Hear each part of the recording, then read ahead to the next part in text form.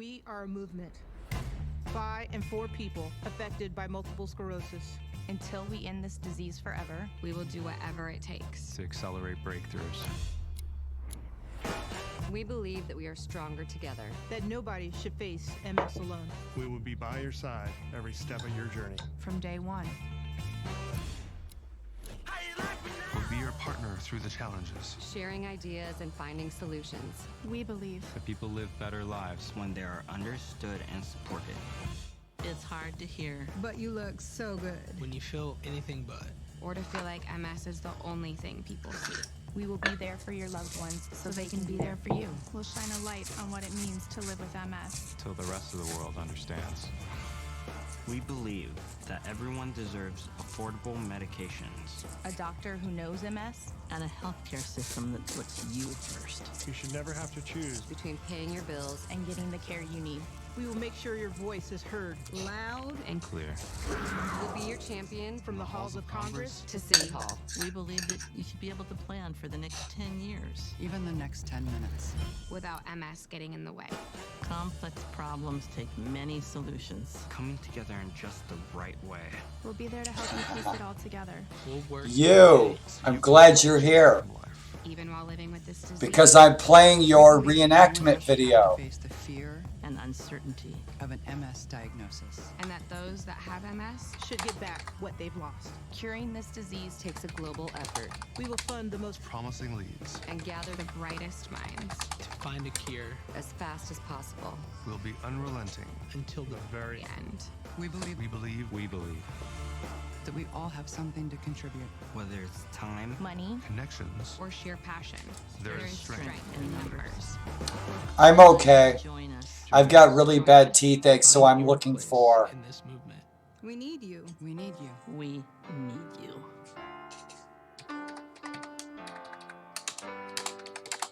Together, we will create a world free of MS.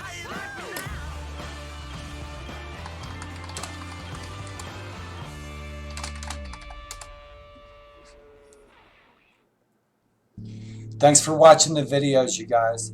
My teeth hurt, so I'm trying to get to a clinic for poor people like me.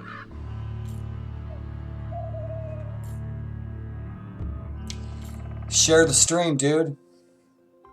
Appreciate it. Dude, I'm playing your video. Sclerosis is a disease that So Zeha, you're gonna see Irish Reb here in a minute. I'm gonna play Irish Reb in a reenactment. Whether it's taking a physical step or solving a complex Your video for your encampment. The exact Yeah. cause of MS is unknown, but we do know that something Irish Reb is in the last video. the brain and spinal cord. The resulting damage to myelin that insulates wire-like nerve fibers is a disruption of signals to and from the brain. This interruption of communication signals causes unpredictable symptoms such as Hey, Dark Eld. tingling, mood changes, memory problems, pain, fatigue, blindness, or paralysis. Everyone's experience with MS is different, and I these will. cases I may want to be finish temporary this. or I'll show you guys long-lasting. this. Check it Most out. people initially have relapsing remitting MS, where they experience attacks of new. So this is our friend Irish Reb.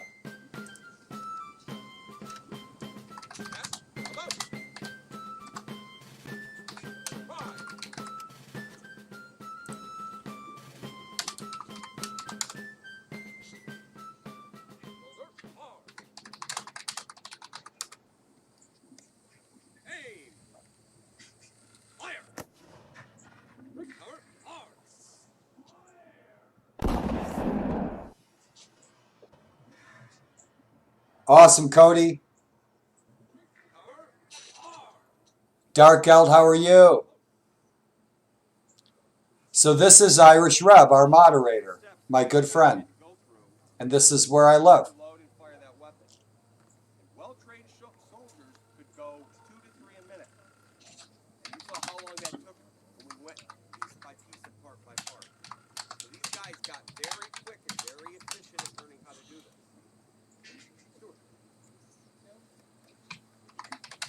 Learned how to handle the weapon, we've learned how to load the weapon. Now, Good job, Cody. Irish Reb, good job. Oh, dude, we're going to do plenty more. A to point B.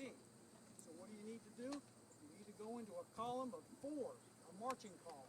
So we're going to do that now. No, we're not using bullets. Just powder. Marching to a battlefront when they confronted the enemy, whether it was coming from the front, the right, or the left. That's a good day in Gettysburg. So this is what we do here where I live. You would have that pointed towards the enemy that you were looking to fight. And this is very well organized and orderly. But what if I move this collection of men back behind you into the woods behind us? What's going to happen to that group of guys? It's going to be scattered. It's going to break up. There's going to be no organization. I can't keep a nice straight line. No, they're not. They're going to go deer hunting. They're going to cook up some venison and some squirrels and rabbits. A position for fighting, a position for moving. What you're looking at right now is a position for fighting.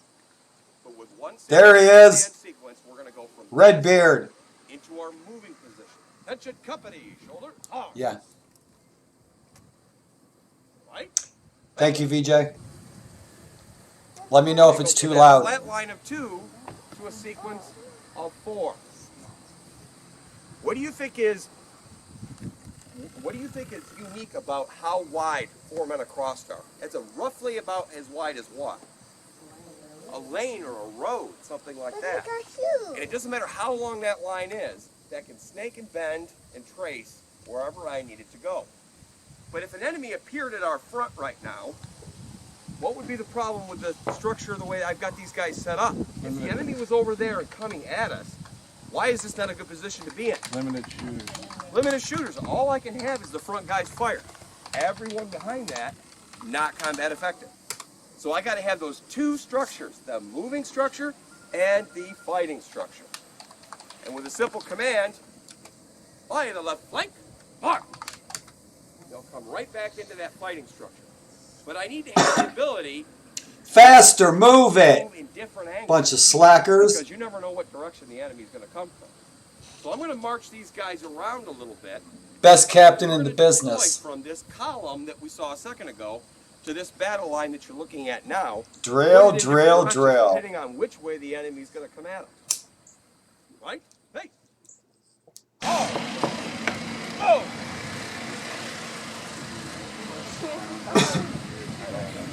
It smells like candy. Are they vulnerable right now? It gets in your mouth and you have to spit it out. It was everywhere.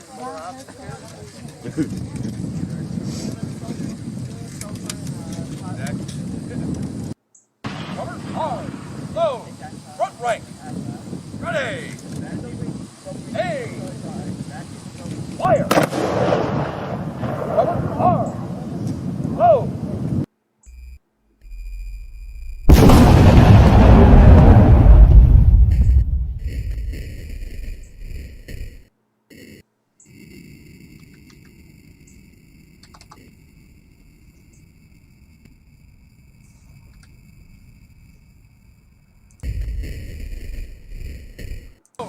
Front rank, ready.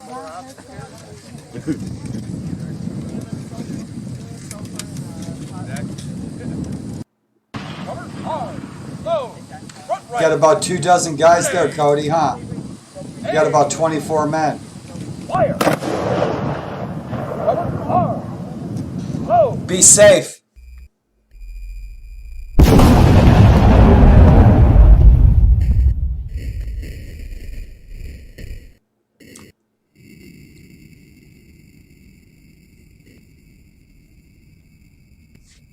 Hey, you guys want to shoot my rifle off the balcony? It's just gunpowder. Ask a dumb question. You need the height.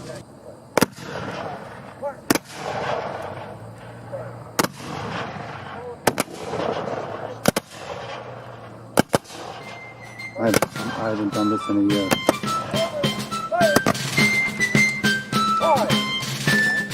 Now, that particular way of firing the company is used as coverage fire.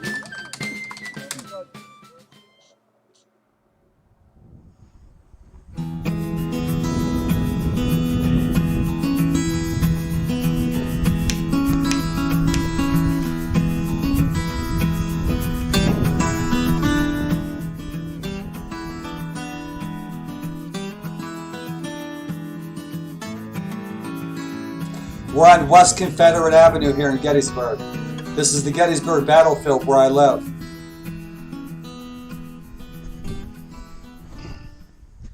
Going out to meet up with one of my friends from the younger Bruins of the old ways. And I'm going to watch those. This was a couple of years ago. Ram the rods so they can shoot their balls all over the battlefield.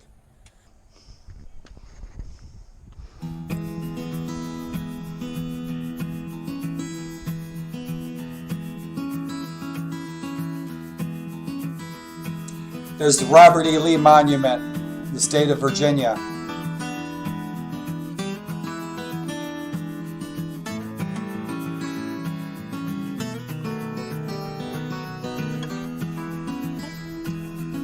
Zeha, thanks for coming along, bro. This is my home.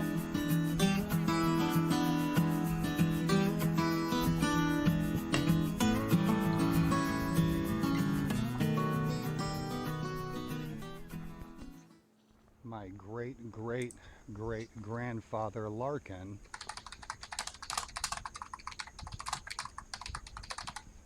slept right over there in them woods the night of July 2nd, the day before they would cross through those woods and engage in what became known as Pickett's Charge. I could still walk. This was 2 years ago.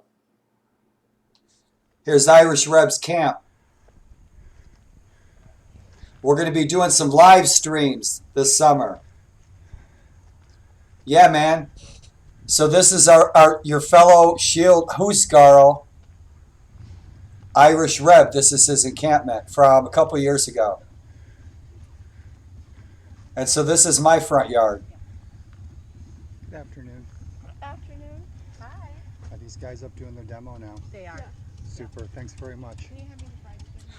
Penguin, how are you? That's called Pitzer's Woods. This is where General Longstreet was camped. And so the guy front and center right there doing the drill demonstration, that's our shield wall brother, our fellow moderator, Irish Rep, good friend of mine. So this is what we do here in Gettysburg. I've been doing this for a long time. He's been doing this for 20 years.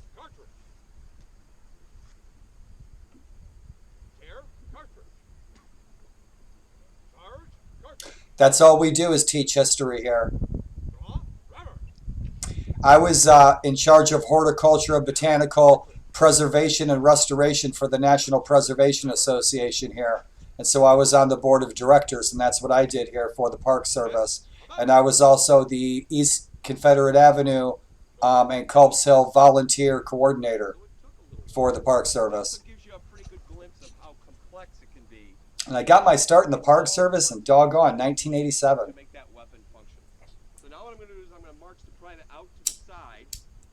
March, Cody. That's Cody the Red.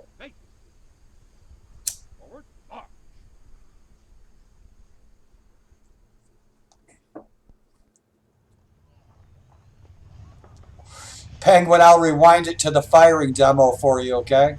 Hey, are you racist pussies gonna ram your rods and shoot your balls all over the battlefield?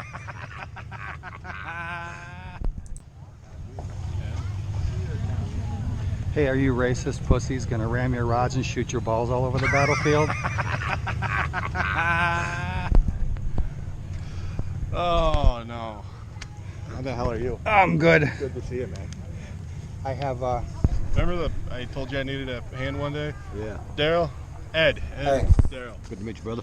We have my a lot brother, of Grateful mutual Ed. friends, you and I, in town. And so this is our fellow moderator. This is Irish Rep, good friend of mine. And so this is my I have front half yard. a loaf and an empty cup in my pack. Yeah. I can hook you up. No, I have half a loaf and an empty cup in my pack. Alright. From the Hava Mall. And you know something? You should really grow a beard. Yeah, I should. I gotta get working on that. Nice to see you, fucko. We chat all the time. I've been doing hikes for multiple sclerosis on the Appalachian Trail to benefit, and he's like really supported my, just sharing my shit. That's awesome. Just sharing my stuff. Are we friends on the book? Not yet. All right, well, we need to be. Some good people. Longtime A year reenactors. ago, I was out at Spangler Spring for an event. I'm kitted out. I'm dressed out. This young kid comes up, and he's looking at my shirt. He sees my Mjolnir. And no shit, this kid says to me, "Hey, oh, I love your hammer. I'm Ulf Hednar." I said, "Oh, you are? You're Ulf Hednar, are you?" And he says, "Oh yeah, you can find me on the internet. You can Google me." I said, "Yeah, I'm gonna Google Ulf Hednar and about 6 million entries are gonna come up." He says, "What's your name?" I said, "Oh, well, I'm Thor, Ulf Hednar." I said, "Oh no, wait, it's Wednesday, I'm Odin." That was funny. I was doing an encampment about 5 years ago, and this young kid walks up to me and introduces himself to me as Ulf Hednar. I was like, "Oh, you're a wolf warrior of Odin." I said, "Well, I'm Thor. Glad to meet you." So we have fun here in Gettysburg. This is what we do.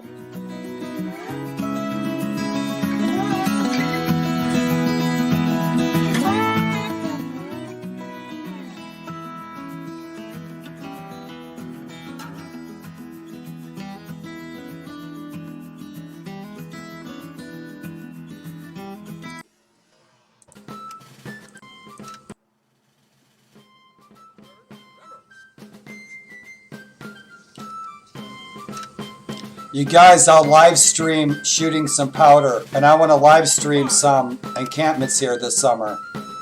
There should be a few encampments this summer, just in spite of COVID-19. There'll be some living history going on. And we could do some Zug Zug. What's up, brother? Irish Reb is going to be coming here to visit and streaming with me, and we're going to do a show and tell encampment here of Union, Confederate, and civilian. Because I do civilian too. We both do Union artillery, we both do Confederate infantry, and I do civilian, farmer. I do a farmer impression. Well-trained soldiers could go 2 to 3 a minute. And you saw how long that took. And that's a lot of fun, man. You guys who missed it, I'll just show you guys the firing demo.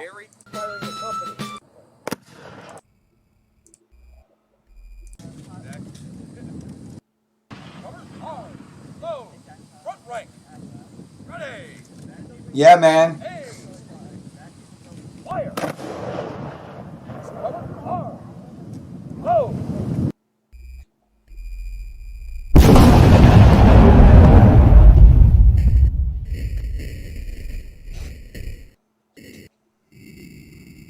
was looking for my rifle.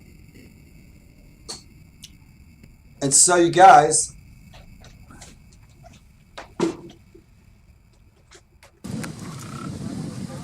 Ask a dumb question. You need the height. So you guys, what we're firing. So what we're firing, you guys, are these cartridges. All right. And there's a tiny little piece of cotton down here at the bottom. And the rest of this is filled with gunpowder. And so whenever you see us tearing this off, that's why we wrap it like this. And we make these ourselves, okay? We also make our own mini balls in camp around the campfire. And we demonstrate to people how we make mini balls. So we'll melt down some metal, whatever we can find, and we'll make our own mini balls. But these here, the reason we wrap them like this, tear it off. A lot of times, we just tear them, pour it in, because that shit gets in your mouth. It gets annoying, right? Turns your teeth black. But that's essentially what we're firing. It's just gunpowder. And that's it. So thanks for checking that out, man. So Irish Reb does a good job.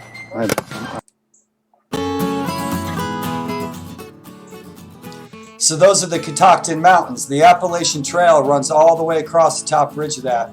We're crossing the Mason-Dixon line. In case you guys ever wanted to see the Mason-Dixon line, welcome to the Mason-Dixon line.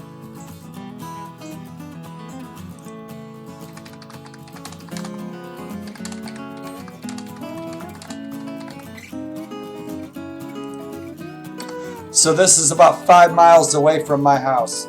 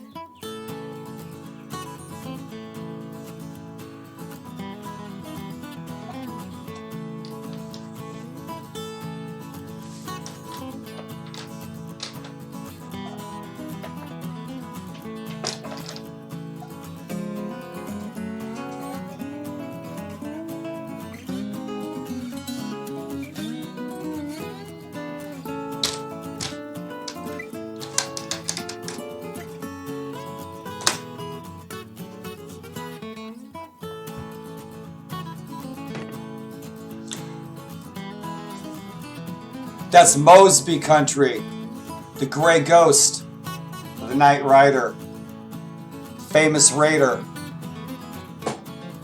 It is. That's Virginia, man. So we crossed the Great Potomac River and we're now down south. Yeah.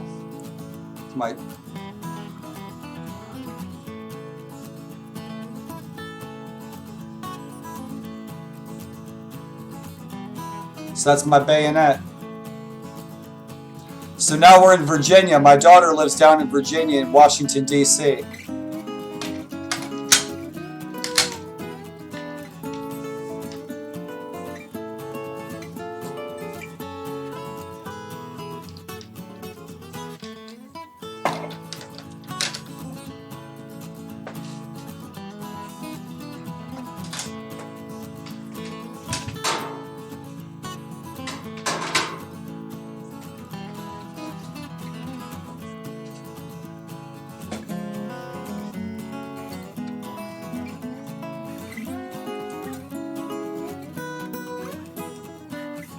Thanks for coming along, you guys.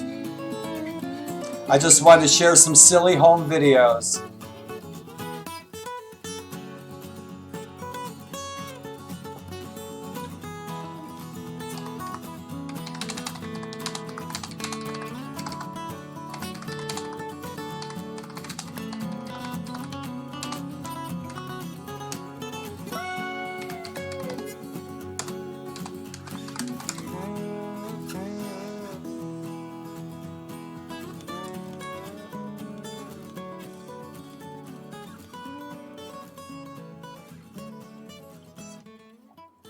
You guys want to go downtown? Oh, this is fun. My landlord loves me. This is my landlord. She's an FBI agent now. I'll take you up there. I got some hiking videos, man, up on the AT. I made a bunch of videos when I could still walk. It's my landlord. She's an FBI agent now. Hello, sir? Can you get Howard Stern off the air? What's up, Daryl? This is Saul Rosenberg. He's beating me with fishing poles. He's a mean man. You guys ever prank call an FBI agent? Building. I had to tell him, look, I have multiple sclerosis, so while we're talking, I'm not drunk, I'm not wasted, and I may forget what you are telling me or what we are talking about within 30 seconds flat. And so he asked me, he says, so you're not a victim, are you? And the thing is, I never thought of that, and I've never been asked that question, and I was just like, that's really strange. And your immediate response is the most honest response, and I said, no, man, I'm not a victim. Shit happens, and you roll with it, and that's it. You know, that's fate. You got to adapt and overcome as best you can with your disabilities. You got to roll with it. It sucks. It's depressing. I can't do the shit that I used to like to do, man. That's right. If you're ever in the area, man, look me up.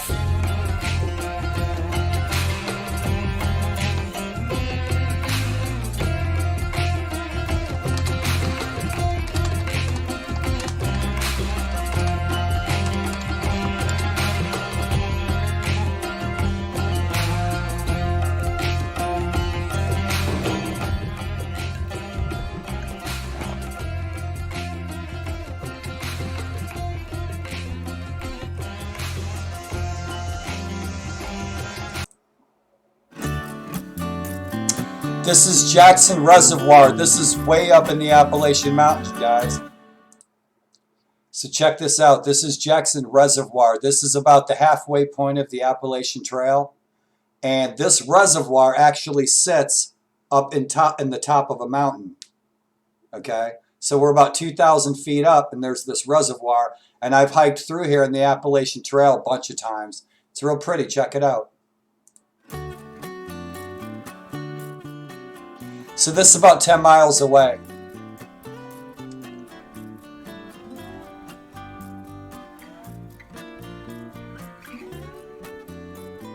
Yeah, dude, we have amazing skies here, dude.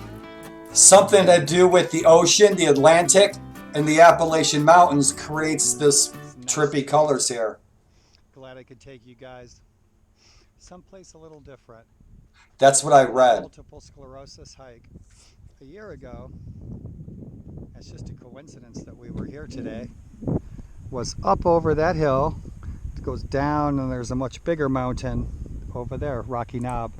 Would look right down in here. It's very pretty. It's beautiful. I don't think there is There's a nice filter on trail that, bro. goes all the way around this reservoir. Folks dumping their boats in over there at the boat ramp. So we're tucked up inside of a mountain. This sits up top. Hope you guys are having an awesome day. There's a Appalachian Trail runs right along the edge of the Nice reservoir. treat somewhere. It's beautiful. Hell yeah. That is good.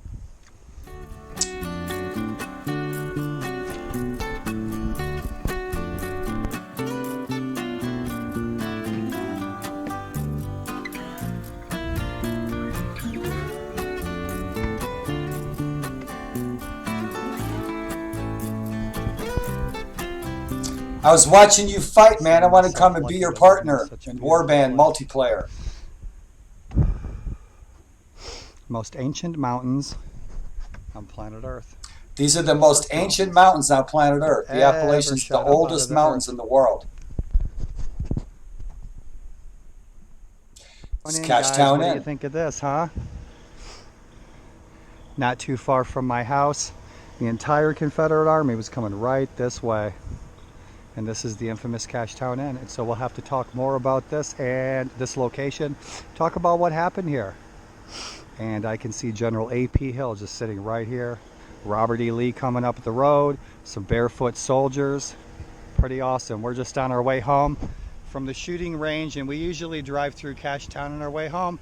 So I thought I'd stop, say hello. Come on down, bro. Place, amazing building. If you ever get a chance to eat here, the food's really good. Some goober pea soup if they got it.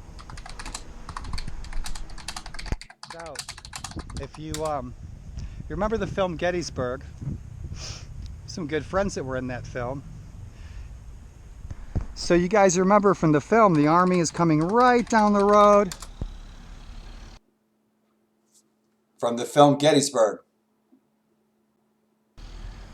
Right here at Cashtown Inn.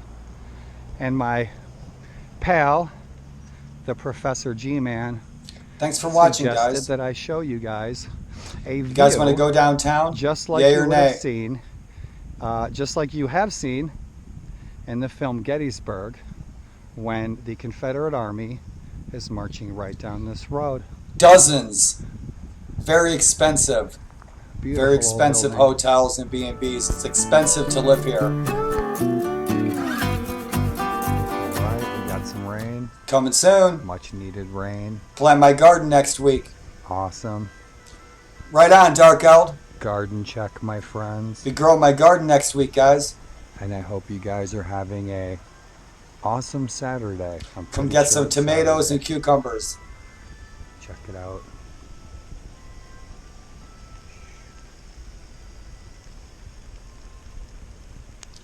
Gonna have fun.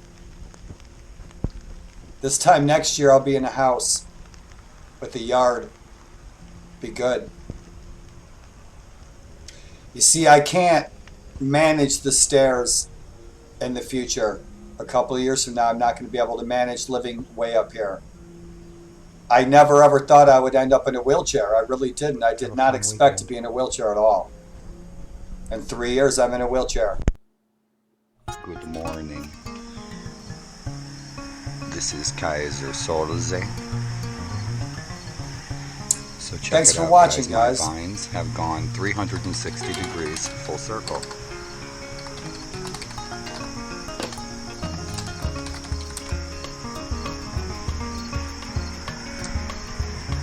Come visit me. Sleep on the couch.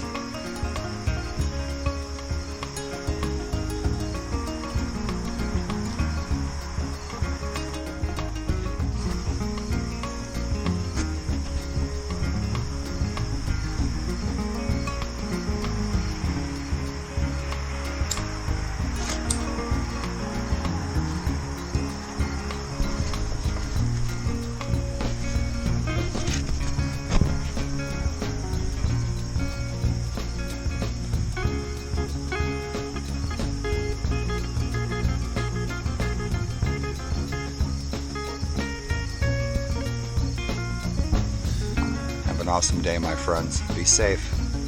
Mix them with trumpet vines and mandevillas.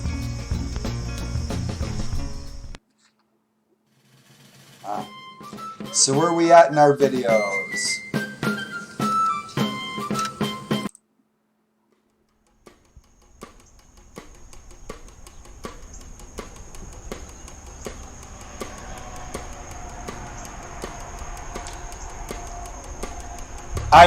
I know a little bit about what I study, quite a bit about ancient Norse history, but there's a lot I don't know. Battle of Largs. I would love to go to the Battle of Largs reenactment. I wanted to fight in the Battle of Largs reenactment. I'd love to come to Scotland. I was planning on retiring in Skye. I was going to retire in Skye. I was going to buy a black house up in Skye.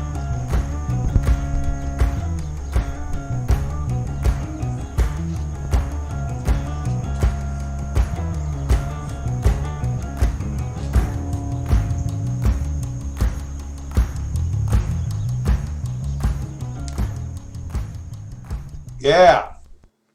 That was Ohm, Cremation God. Check out this hawk that was sitting on my balcony, you guys.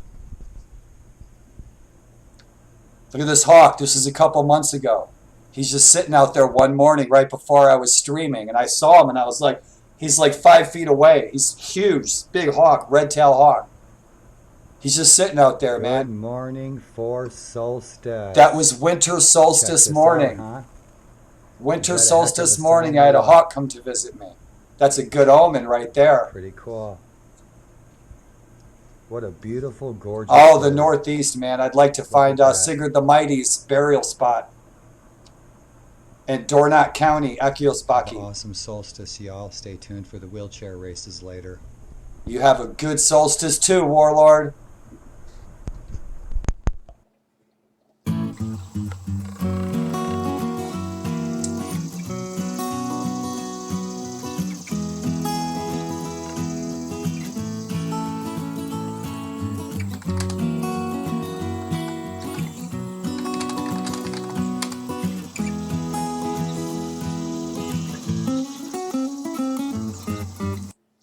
Zug, I have a very good series on the picks for you, the Caledonians. And, you know, ironically, the forest here that you've seen me go through in the AT up there, that's Caledonia Forest.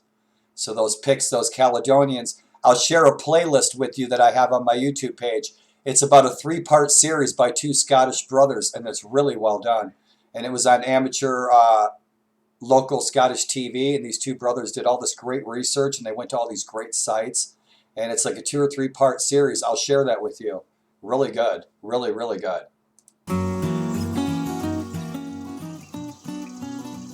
At Brittenwalda, I always play the picks. My grandmother told me we ate the picks. Yeah, up in Caithness.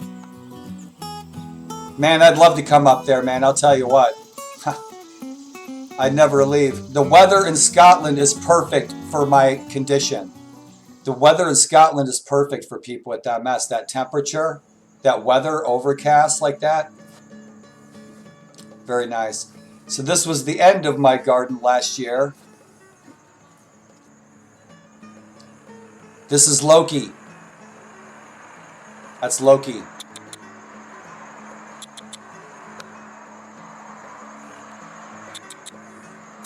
Loki.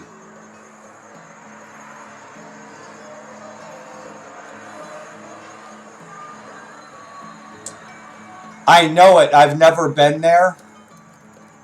Techno Blade is go. Thank you for the follow. That was Loki. COVID-19, my friends, and that's really sad. So I live next to a retirement home, and this last 8 months. Zug, we're going to Scotland. We're never coming back. I got enough camping shit for the both of us.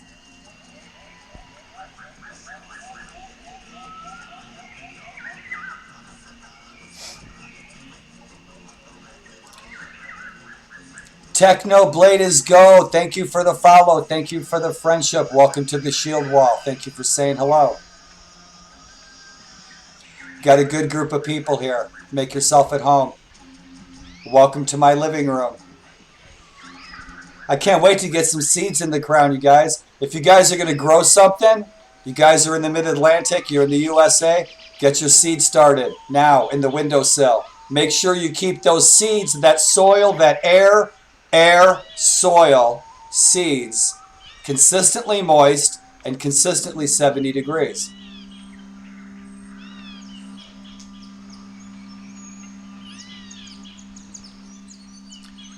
I've got a lot of camera equipment, actually, man. I got a lot of really good camera equipment. But I would really like to do streaming live on the go with some better equipment than I have. I have GoPros, I have Lumix, Leica, all kinds of crazy stuff. But I really want something that I can take on the go and stream live on the go. People like me. Oh no, I don't know. Thank you for the suggestion. The beauty and the but I would like to have something good that I can take with me, so I don't have to post, produce a video live, raw. You get it. I don't have to tell you. This world.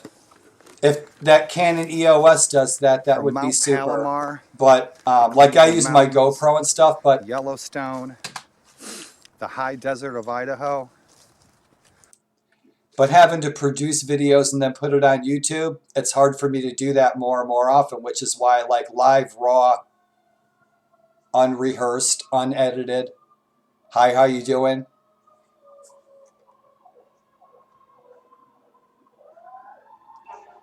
The Black Hills, the Grand Canyon. So we're in Erbst Woods on day 1 of the battle, about a mile from my house. I am fortunate to have seen and done quite a bit in my life. I don't know. I don't know. You guys tell me. Ms. Shotter, I didn't mean to sound negative or reluctant.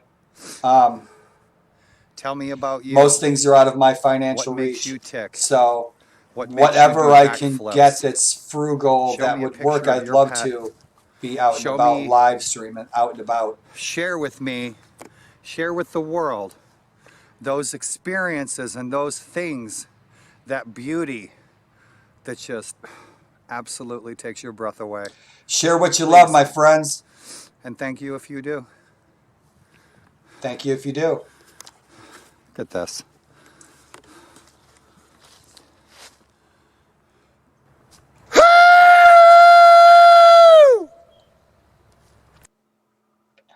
There wasn't nobody out there.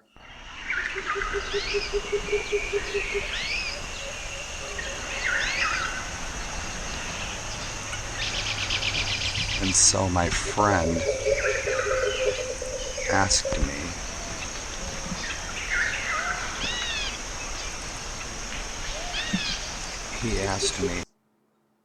Friends. Not long ago, I attempted to do a walk MS. I went down West Confederate Avenue. My symptoms were very visible, which is why I chose not to Big post time. most of the video. I'll share the video with you, speech. Strange facial expressions that I didn't even know were on my video. But in any event, guys, I really didn't want to post that video. Some big eagles and hawks up there. So I hope you enjoy this walk MS. For my 3 friends who donated, thank you from all of us with MS.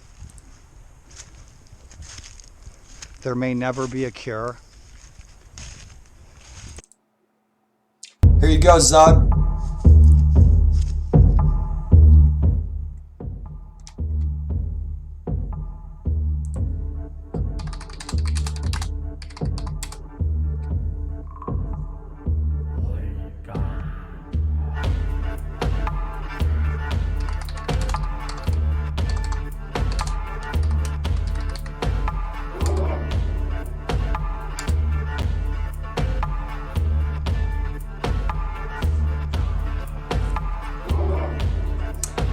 I like walking. Walking was fun. So this is my front yard, like literally my front yard. So Willoughby Run, imagine 50,000 Confederates and Unions, July 1st, 1863, fighting on opposite sides of this creek. This creek's in my front yard about 100 yards away. Thousands and thousands of men. Now 165 years ago, my cousins lived on that farm. No kidding. This is the site of great carnage. Everywhere you guys have seen in my videos, there's death everywhere. It's a great big graveyard. As beautiful as it is. Bodies everywhere.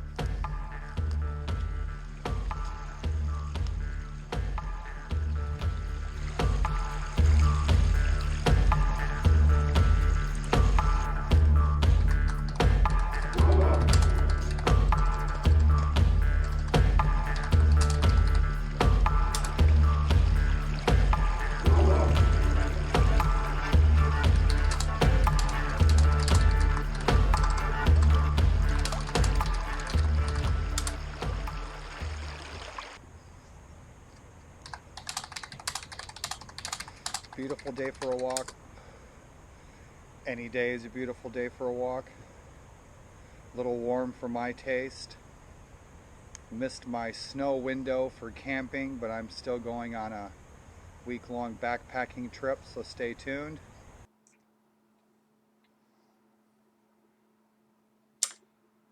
It'll be fun. I'm about a mile and a half from my house. Out here in what's called McPherson's Woods or Erbst Woods. You hear all kinds of shit right Gettysburg there. National Military Park. And today I'm going to share a ghost story with y'all. This is never an ad for Amway. It's not an ad for the Psychic Network. And I'm not trying to get you to join a cult. But some things I've seen in my life is back in the early 80s when my grandfather died. Shortly thereafter, I woke up in the middle of the night and I saw him looking in my bedroom window and he was lit up by light.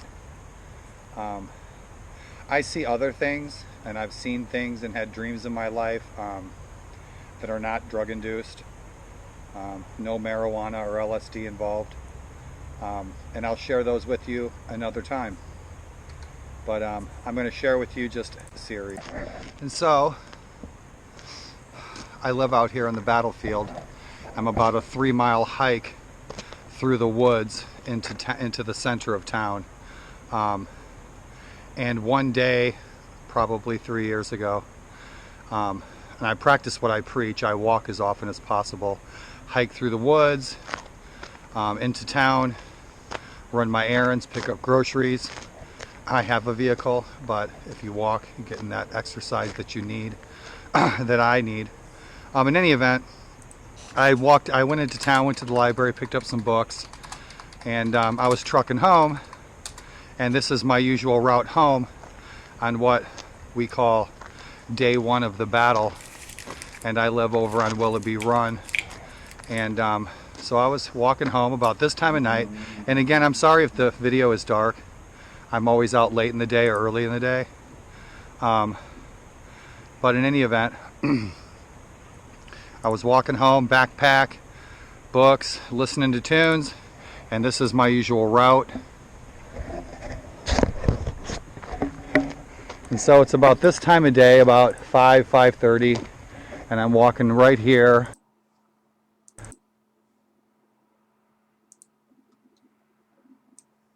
Sorry, guys. So this is my Gettysburg ghost story. This is what I saw. This is probably one of the only things I've ever seen in Gettysburg. But I myself have been mistaken for a ghost 100 times. People see me, they take my picture, I see it on Facebook, they think they saw a ghost, and there I am. I'm like, lady, I was out there smoking cigars. She said, no, we smelled haunted cigar smoke. I said, did you now? I'm about in this spot, and this is not a Civil War informational video or documentary of any kind. I'm not going to get into statistics, even though I could. I've lived and breathed the Civil War here and doing living history for the last 5 years. In any event, this is the scene of a great battle on July 1st, 1863. And the men of the Iron Brigade were engaging Archer's Brigade of Tennesseans and Burgoyne's North Carolinians. And so here, right across from right to left, thousands of men were shooting at each other. And I was right here, and I'm walking right up this way. The sun was out. It was a beautiful day. It was daylight. And right from behind that monument, I looked up. That's the Iron Brigade saw monument. a shadow run right down there. Hey, McOtter, this is the Iron Brigade monument, man. This is the monument to Michigan. So this is the Michigan monument here to the Iron Brigade. And so this is where the Battle of Gettysburg kicked off. 8,000 men wiped out in 20 minutes. They're sitting there literally on both sides of that road shooting at each other for 20 minutes, almost point blank. And so this is the Iron Brigade versus the 26th North Carolina, 1st Tennessee of Archer's Tennessee Brigade, Indiana, and the 142nd Pennsylvania were completely wiped out. Absolutely, absolutely. There's still Indian trails here, Zeha. There's still prehistoric trails here. There is. We found prehistoric rocks from prehistoric people and everything. That hill this close to me and disappear right when it hit the road. And the shadow did. And right from behind that monument, I looked up and saw a shadow run right down that hill this close to me and disappear right when it hit the road. Right in front of my eyes. And the shadow did not have a head, and the shadow did not have a right arm. So I'm just walking along. I got my book bag. I'm listening to my tunes. I'm walking back from the library. 5 o'clock in the afternoon. And a man runs right out from that monument. A shadow, it's black shadow, runs out from that monument. It looked like a headless shadow with one arm. It ran right down the hill And I'm telling you guys, it was like 12 feet away from me. It hit right when it hit the road, it just disappeared right in front of my eyes. And so the most important thing that I realized was this. I always wondered what would go through my head. I always wondered what would go through my head if I ever saw something like that. And I found out what would go through my head if I ever saw something like that. And I didn't believe it. Would have a white tail. It must have been a shadow from a hawk, an eagle, an owl. That's what I There's thought. Really big owls here. The thing is like I said, I've worked outside for 30 years, and a deer would have been going Iron into Brigade. the woods, not ignoring me crossing the road. Your mind, I often, wondered to myself, if I ever saw something like that, what would go through my mind? And at first, I tried to make logic out of it. I tried to, like I said, was it an owl? Was it, an eagle? Was it a shadow? No, I didn't from the see trees? a ghost. I didn't see a ghost. I didn't see something over. unexplainable. And I did. And yeah, it freaked me out. Somebody As I'm sitting there donated. trying to make sense out of what I saw, and so I experienced what would go through my mind if I ever saw something like that. And Dark L, thank you, brother. Walk, and that's when I realized. Thank you for the donation on behalf of all of us dying from this fucked up illness called multiple sclerosis. It's putting us in wheelchairs and it's killing 2.5 million of us. Thank you for your donation. Hopefully we can find a cure so I can get out of this damn wheelchair before I'm dead. And that's what you guys' donations are really going towards. You guys won't find me candy coating anything about MS. I put MS right in people's faces, and that's the way it is. We're dying. I'm freaking suffering. And that's the way it is. If we don't find a cure for this, we're going to keep dying from it. Anybody can get MS. It doesn't matter where you live. It doesn't matter your race. It doesn't matter your genetics.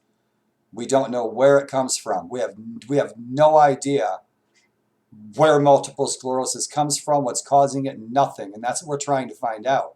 That's what this donation and fund drive is about.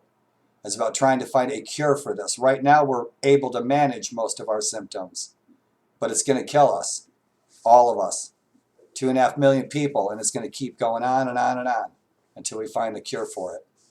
I'm dead without a cure. I'm going to keep deteriorating till I'm dead, and that's progressive MS. Not everybody has my MS. Not everybody can use the same meds that I do. But that's what this is all about. So thank you, Dark Eld, for that donation. Thank you so much for helping us try to reach our goal. I did indeed see what I saw. You guys believe this guy? He is so full of shit. This warlord guy, he didn't see nothing. And he didn't see nothing. See my photos on Instagram. You see my photos on Facebook. I like to take photos out here. It's beautiful here. It's the #1 reason I moved here. Was for the natural beauty. It's a beautiful place to hike, walk, bike ride. It's full of history. You get a history hike. The Appalachians are nearby. Pennsylvania is a good place to live. You're near the ocean, you're near the mountains. There's lots of stuff to do. In any event, a week later, I'm walking, same spot, my same route. I have 2 trails that I take home right down here across the run. And so there's 2 trails that I take home, and so I always take those trails, and I'll be taking those trails now. Thanks for watching my trail videos. Thanks for watching my hiking videos. Back to the story. I digress.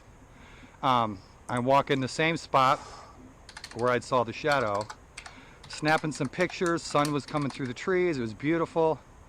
It was starting to get dark. I hope this isn't too dark. I apologize if it is.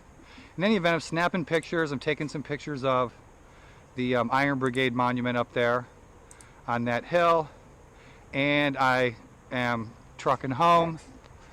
I get home, I plug my USB into my computer to look at the photos that I'd taken, and And a nice photo of the Iron Brigade Monument. There's a definite form standing behind the monument.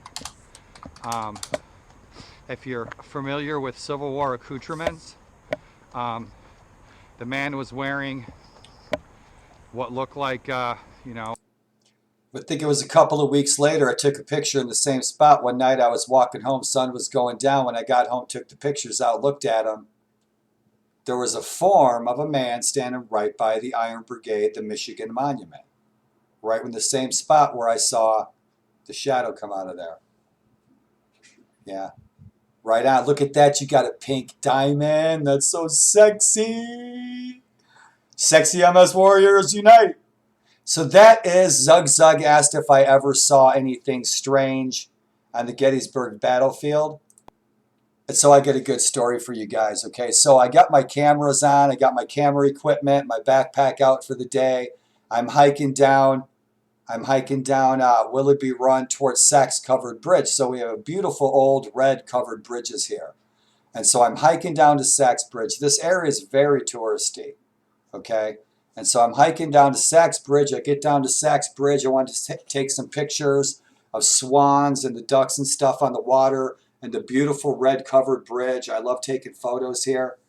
And there's these two tourists there, these 3 women, okay, and they're dressed very nicely, very fine. They have $100,000 SUVs, gold and white. It looked to me, I got the impression that they had driven up from maybe D.C., from Fairfax County. Some wealthy housewives on the Potomac up in Great Falls, like a lot of my clients down there. And so they're coming up to Gettysburg for the day. And so they saw me wearing my fatigues and stuff, right? So they saw me wearing my fatigues.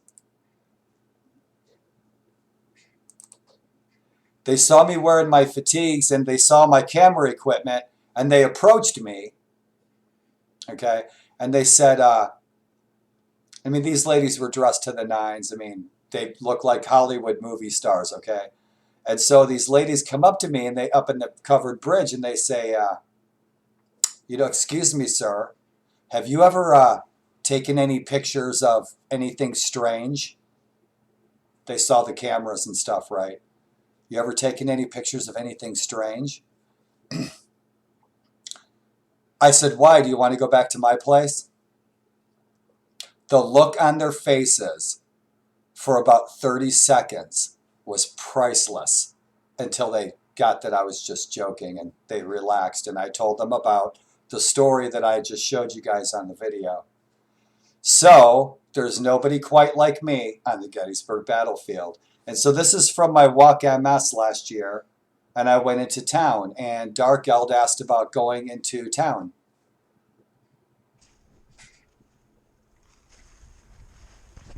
Into town. That's right, into town. So we're going into town, we're gonna have some fun, and we're gonna talk to some cool people. And I'm gonna show you guys some stuff that you've never seen before. There's a few of you, maybe a dozen of you, maybe 24 of you that have seen this stuff before, but the majority of my friends live far and wide. The majority of my friends I've known my whole life live on 2 continents all over. And you guys have never been here. And you asked me, Daryl, why would you move to a place like Gettysburg? I see, Zeha, I see.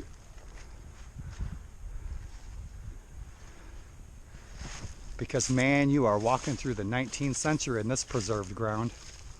And this is some of the most horticulturally and botanically preserved ground in the country. You're welcome. These are young trees. These trees weren't here. There might have been 1 or 2. It's a young forest. But man, when you're walking through here, you're walking through American history, and it's awesome, and it's beautiful. It's preserved. So, and nobody has done a Walk MS Gettysburg on the Gettysburg battlefield for multiple sclerosis until yours truly. All right, and good morning from Gettysburg. Welcome to my home. Who wants to go for a walk? Let's go for a walk. And this is where I live, at Gettysburg West. This property used to be the Abraham Spangler farm during the Civil War, during the Battle of Gettysburg. And this is the infamous Lincoln Highway. And this highway stretches almost all the way across the United States. And it actually goes right to my hometown. And I drove Route 30 all the way here to Gettysburg. So let's carry on. Here across the street, guys, is where I usually walk. And this is the old Gettysburg Country Club across the street from where I live. And Sydney, the restaurant there, is an excellent restaurant, and that's also the day spa. But so everywhere, every single minute of this video that you guys see was 165 years ago was a scene of carnage. Bodies everywhere. It's a great battle here. Everywhere we are going in this video, including downtown. Street to street fighting, everything. behind there is where I usually walk, and that's the Gettysburg Country Club. Now this property across Lincoln Highway, back during the Battle of Gettysburg, this was the Emanuel Harmon farm across the street from my house. My apartment, I should say. And my second, third cousins from my mother's side of the family, the Harmons, lived here during the Battle of Gettysburg. And this is where I take a walk most of the time in my videos. But let's carry on. So,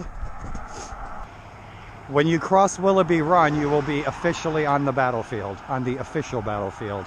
Of course, battles and fights and deaths were happening everywhere I walk. And so this is the run in my front yard.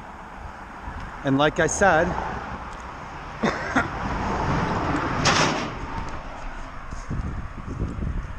once we cross the run, we're in the battlefield.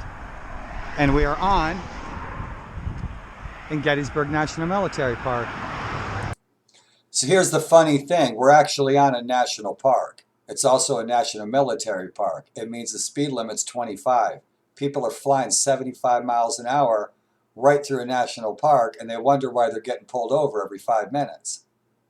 They're going to end up hitting someone's dad walking down the side of the road with a cane. And so in the winter, you're in a national park, go the limit. Wintertime, in the past, I've snowshoed through that hell. And if you can imagine, in that field, on the morning of July 1st, 1863, on both sides of this road, were thousands and thousands and thousands of soldiers marching into Gettysburg. Everywhere we are, there was gunfire, cannon fire, everything. So let's carry on. I got some cool stuff to share with you guys today. Let's go to Robert E. Lee's headquarters. For me, welcome to my Gettysburg. I've been out for a walk on the average once a month since March. This is what we call day one of the battle. July 1st, 1863. This is where the first day's battle, the Battle of Gettysburg, occurred here. And this is my neighborhood. This is where I live. Can't complain. Now, most of my friends and most people have never been to Gettysburg. So if you'd like a preview, keep watching. We're going to go up to McPherson's barn, Robert E. Lee's headquarters, cut through the seminary. We'll see what else that we can find. It's freezing out here today. It's like 50. It's awesome. It feels like it's 30. It's perfect. If you have multiple sclerosis, man, today's a good day. It's too bright. I don't have any sunglasses. It sucks. My sunglasses broke. But I'm going to enjoy this walk. It's going to kick my ass for a few days. And we're at the ranger station.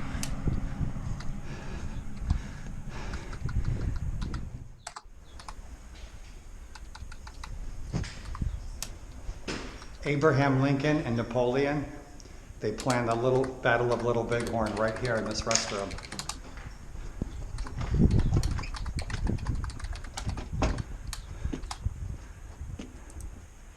All right, we are here, and I live there. And so we're gonna go cut around, go down through town, cut back up through the woods. Like I said, check it out, the battlefield's really busy today. So check it out, guys. I hope you can see that, but this is the opening gun of the Battle of Gettysburg that fired the first shot from this spot. Hey, under the command of General George! Buford, who was portrayed by Sam Elliott in the film. General Reynolds was killed in the morning of the first day's battle right over in Erbst Woods. And so this is where General Buford said, the high ground. Wouldn't that make a good coffee shop in Gettysburg? Or you're a reenactor, a living historian, and you have an opportunity to leave that teenage kid with that one memory from Gettysburg and teach him something or show him something that people all around him didn't even know or see. Leave that young person with a really positive memory of their visit to Gettysburg. I was just talking to that father and his son, and I was telling them about General Buford, showed them where the first cannon was that fired the first shot. They enjoyed that very much. And they were from Michigan, with all my Viking cousins. My friends, is the infamous and legendary young Ben Crippen. Ben Crippen. And Ben Crippen, 13 years old. Picking that flag up and picking that flag up and picking that 13 flag years up right old. over here at the railroad cut. So that railroad cut, there's a railroad right down in there that bridge goes over. And that railroad cut goes right down to Willoughby Welcome Run to my where home. I live. So the railroad cut, the Confederates came up the railroad cut and a great big battle ensued in this area. Ben Crippen was engaged in the fights here and he kept that flag held high. Teenage boy. We're going to Robert E. That's Lee's some heroism, headquarters that's some next. bravery. A lot of folks out on the field today. One rule that if you guys visit Gettysburg. So you see, guys, one of the issues with me being isolated and living out here in Gettysburg West, I live out here on the edge of town, out here on the battlefield. I have to get from here all the way into town there to get a gallon of milk. That's the issue. But I've got solutions. Always solutions, my friends. I got solutions. There's some young college kid somewhere that needs to make a few extra bucks to run to the store for yours truly, right? Gettysburg, you should know. And for my friends back in Illinois, here's Illinois 8th, Illinois 12th, that fired the first rifle shots of this battle. We're from Illinois, right from our neck of the woods. Matt, James, Roy, you guys, Illinois, man, was right here. Guys from our neck of the woods, right from Illinois. Cavalry. That monument, Illinois Monument, Abner Doubleday. So guys, try to picture, there's almost 150,000 men right there trying to kill each other. 150,000. How many men were at Waterloo?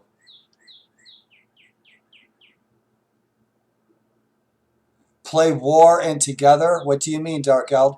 Be able to play war and together. Zeha, you're the man.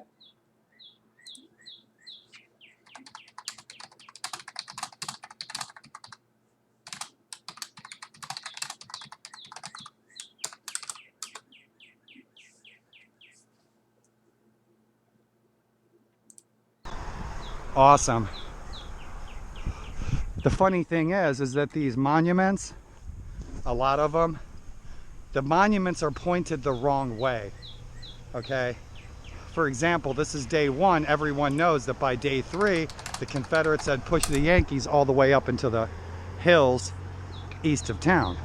So my question is,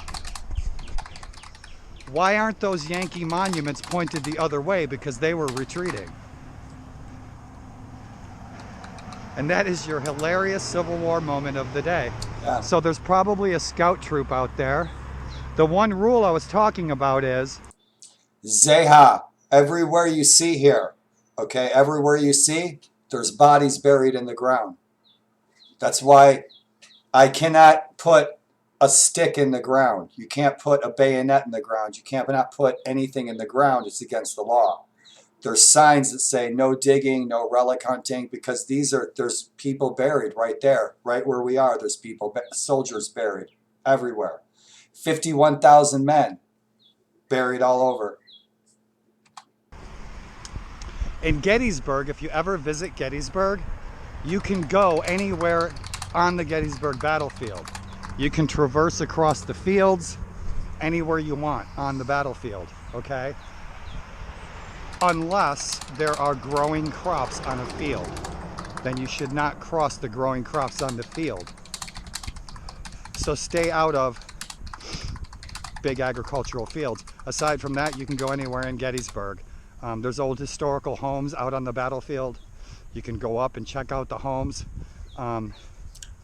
Respect people's privacy because people do live in the homes, and they're usually park employees, rangers, restorationists, that sort of thing. And we are headed up to the Widow Thompson's house there in the distance, and that was Robert E. Lee's headquarters. But Robert E. Lee actually camped on the right side of the road, and there was local women and teenagers who were holding up in the Widow Thompson's house during the battle. And some more about that in a bit. Where do you guys see Robert E. Lee's headquarters? I got a good family personal story for you.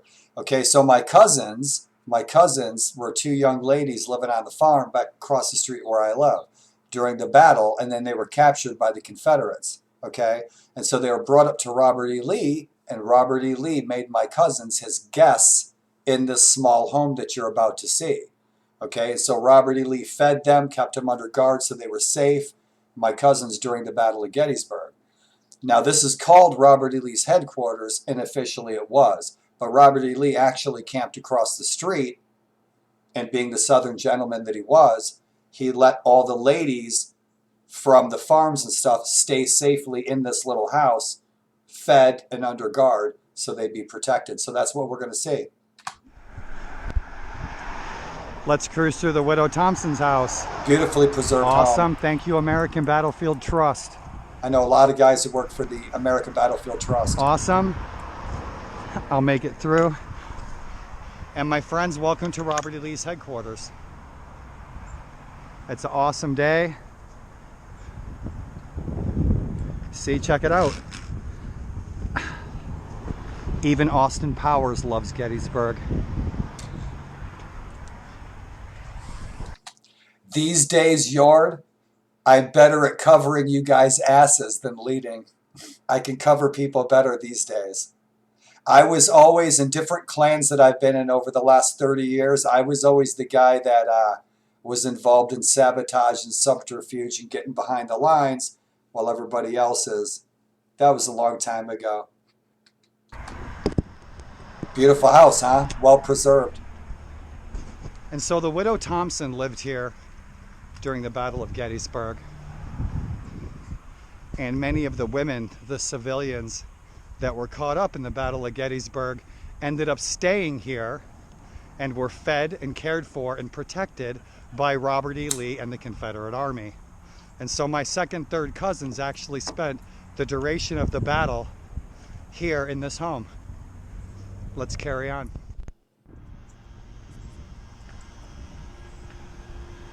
The Meade School. We're almost into town. Obviously named after General Meade, the commanding Union officer of the battle here. It's a beautiful building. It's a hotel now.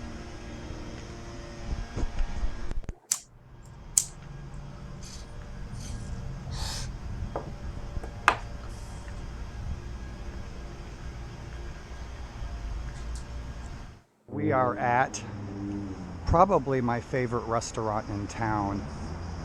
And this is the Gary Owen Irish Pub, and they have excellent food, and they have excellent brews, and it's a really cool place to eat inside there. And so if you're ever in Gettysburg, morning, go right ahead. Just making a video for friends about my favorite restaurant. You guys have a good day. So Gary Owen's awesome. They have some awesome food, but every time that I ask them for lamb stew or soda bread, they don't have them, and those are two Irish items that any Irish restaurant or pub should have. But I have a date. See, there's even hearts on there. So I have a date with my top secret lady friend, and we will probably go to Gary Owen Pub like we always do, sometime when she is available. And things are going to get crazy, and we're going to get up on a table and make wild animal noises. So stay tuned for the video. we're almost to the square, and I've never showed you guys the square on video. And so we have some nice coffee shops that are fun and popular. It's a lot of fun. Good morning. What's up? How you doing, man? Good. How's your grub? Awesome. Have an awesome day. You're speaking my language.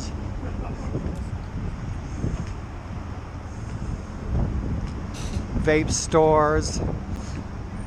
The 7-Eleven downtown. It's nice here, you guys. I'm glad I could show you this today. I like it downtown. Downtown's real nice. A lot of live tunes in town, and yeah. So there's usually reenactors from any time period just randomly walking around town any given day of the week. Summer, winter. You guys will see World War II soldiers. You'll see German soldiers, American GIs. You'll see Civil War soldiers. You'll see colonial soldiers and ladies and everything. Reenactors everywhere. Reenacting capital of the United States. Yeah, it's busy like this. There's a lot of people, a lot of tourists on the weekends. At least this is kind of like a normal non-COVID Gettysburg Day. So it's as if there's no COVID-19 even going on. So you see, guys, this is a really small town. There's only 6,000 people here. Most of these cars that you see are tourists. Thousands of tourists visit here every day. So these days with COVID-19 and multiple sclerosis, I try to avoid town.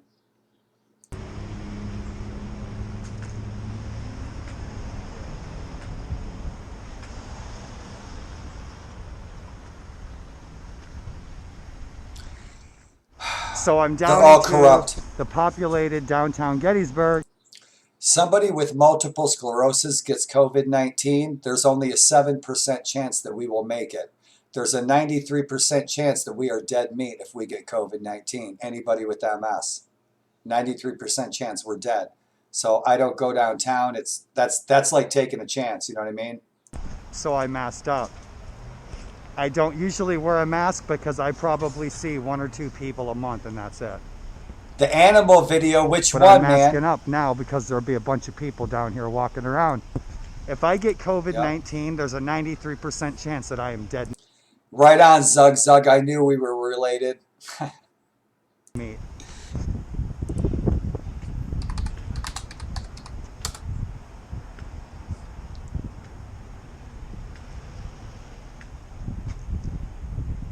So years ago, when my daughter was little, there used to be a Civil War church right here, and it was made out of wood.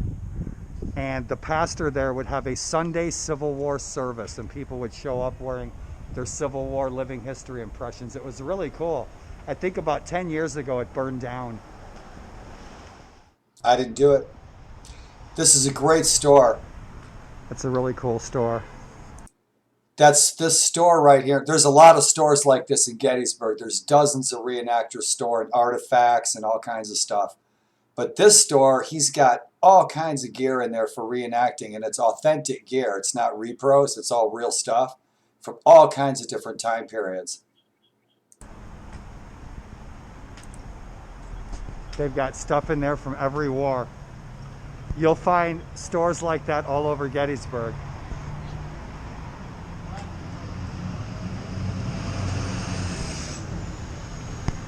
And coming up is the best part. There ain't nobody wearing masks down here.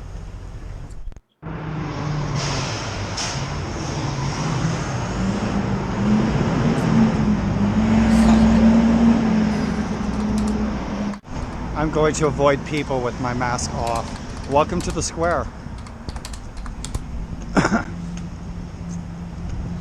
This is the best part. Square's awesome. So coming up, you guys, this year I want to make it down here. So you go down to the square in Gettysburg and you hear languages from all over the world because people visit here from everywhere, from Russia, France, Bulgaria, Africa, everywhere. A lot of people come here and invest in businesses from all over the world. For when they light up the Christmas tree. And so we'll light up a great big giant Christmas tree soon. And I want to get down here and film that. You guys will really like it. It's a lot of fun. We've had some really cool parades down here. Remembrance Day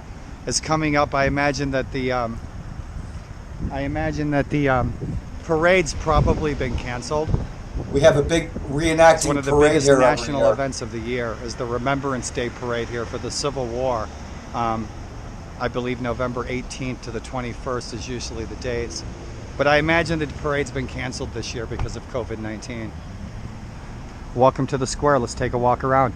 And there's the infamous historical Gettysburg Hotel. And that has a beautiful ballroom in it, and I hope I can show that to you guys sometime. A lot of nice little coffee shops right here on the square. Let's take a look around a little bit. So this place...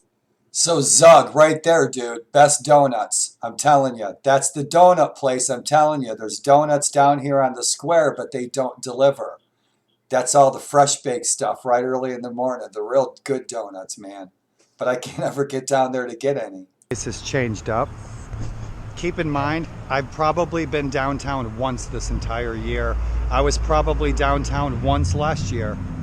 I spend most of my time out in the battlefield in the woods, so I don't get downtown very much. I also don't drive and I don't have transportation. But boy, the square sure is nice, isn't it? So I used to, when I was healthy, I used to walk down and I used to chill out and I used to get donuts and coffee. There used to be a little bakery and coffee shop in there, and I used to walk down here with my iPad and I used to chill out in the mornings because I didn't work very far. My biggest client was the Brick House Inn, which is the 13th best bed and breakfast in the United States. And I took care of that property. I was the master gardener there for a couple of years before I got sick with multiple sclerosis. And so this is where I finished up my career. And that is the Blue and Gray restaurant, and they have excellent hamburgers there. And that building is where the photographer Gardner took, that was his photo studio when he was here in Gettysburg, taking what would turn out to be probably the first actual photos of a battlefield or war or carnage that had ever been seen by the American public. And so I'm sure he worked on his photos in this building, but that was his studio. And I see two reenactors out today.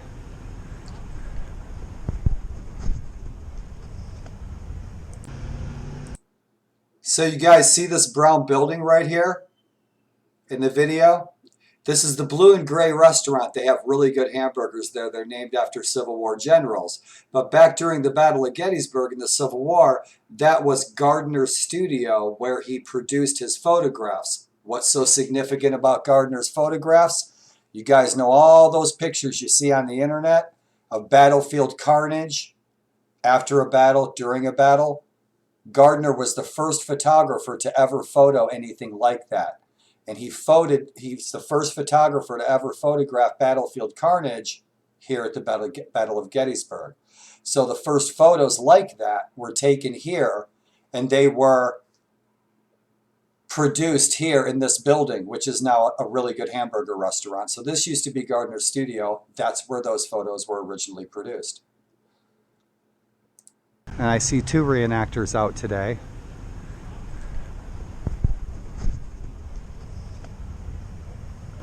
For all you Christians, my Christian friends out there, Christmas is coming, and you guys, this is going to look awesome.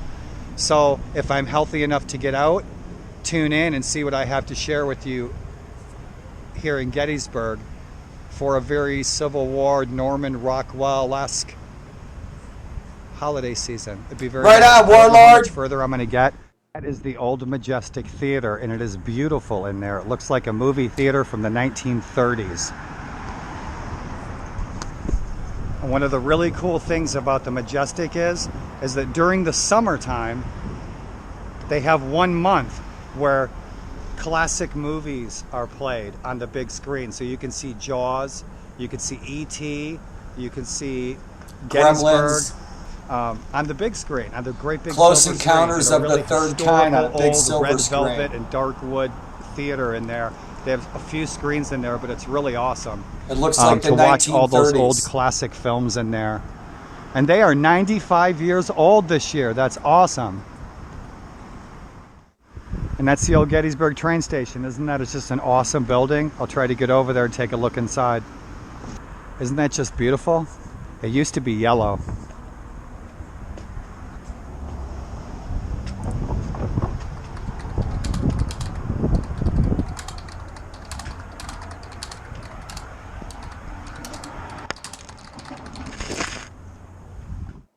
railroad depot was built in 1858 in the fashionable Italianate villa style. This railroad depot and its attendant telegraph line afforded Gettysburg with modern-day transportation and communication.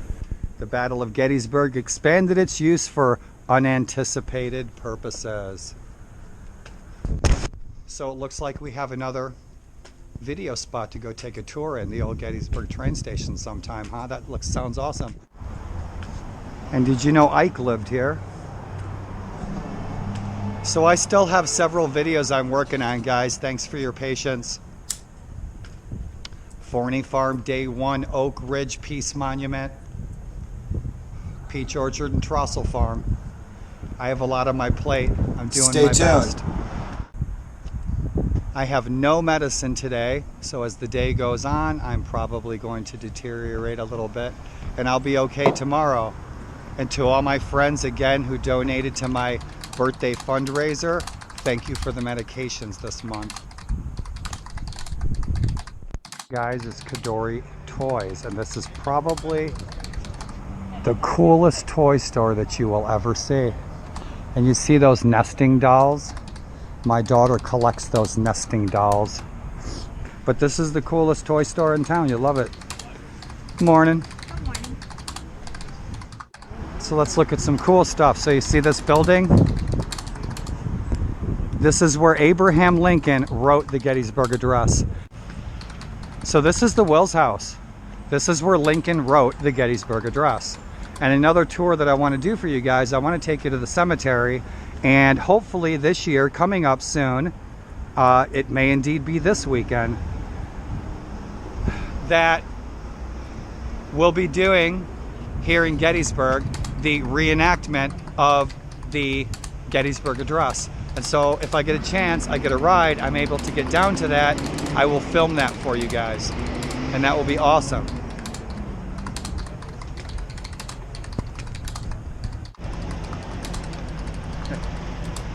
Thanks a lot. Yeah, you're welcome. Friendly people. So check it out, you guys. You see right up there? There's a webcam up there looking thing up on the chimney. There's a webcam up there, and so you can look at the square on webcam. If you guys ever want to see that on Earth cams, you guys can look at the square at Christmas down here time. At the square in all kinds of different seasons. It's cool. It's awesome. It's really cool at Christmas time. It's awesome. So Check that's this what out, you guys you see will on love Earth this. cams. This is Dirty Billy's hats. Okay, Dirty Billy has probably made the hats for most of the films that you have ever seen. Okay. He made Indiana Jones's hats for the Indiana Jones films. He made my kepi for my Civil War impression, 2 of them actually. And he used to have these green drapes in here. And my daughter and I used to joke all the time that the green drapes were the green drapes from the film Gone with the Wind. And they very well may have been. But this is Dirty Billy's. If you're gonna get a hat and you're interested in reenacting, definitely stop into Dirty Billy's. He made the hats for the Gettysburg film, Gods and Generals, you name it. And so that's what that is. And this is our library. And it used to be my daily haunt until I couldn't get out of the house anymore. Oh, did we hit it? 7 years ago. Thank you. Our fathers brought forth on this continent.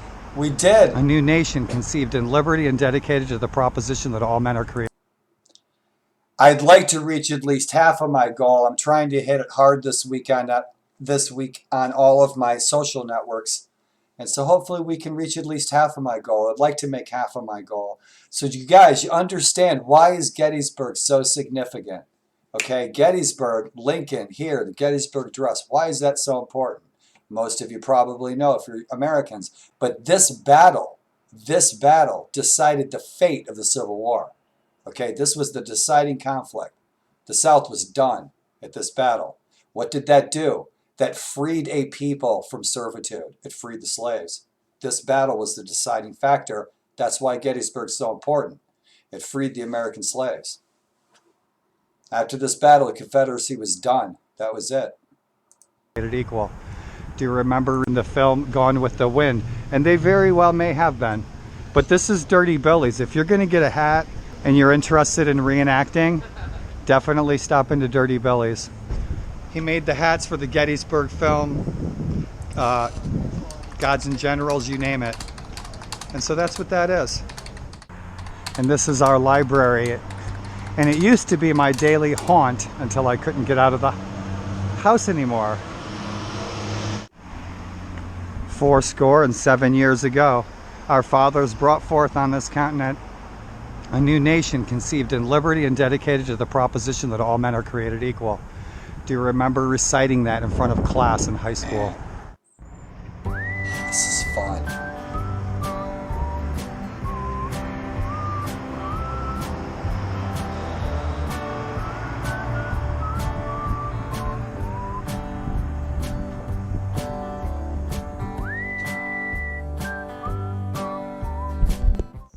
Do you know, I'd sit out here and I'd just talk to people going by and I'd leave them laughing every time.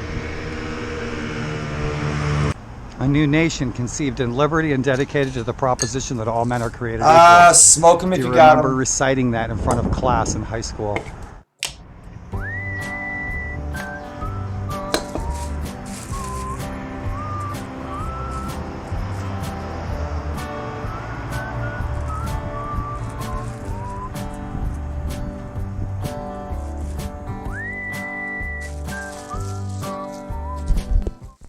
You know, I'd sit out here and I'd just talk to people going by and I'd leave them laughing every time.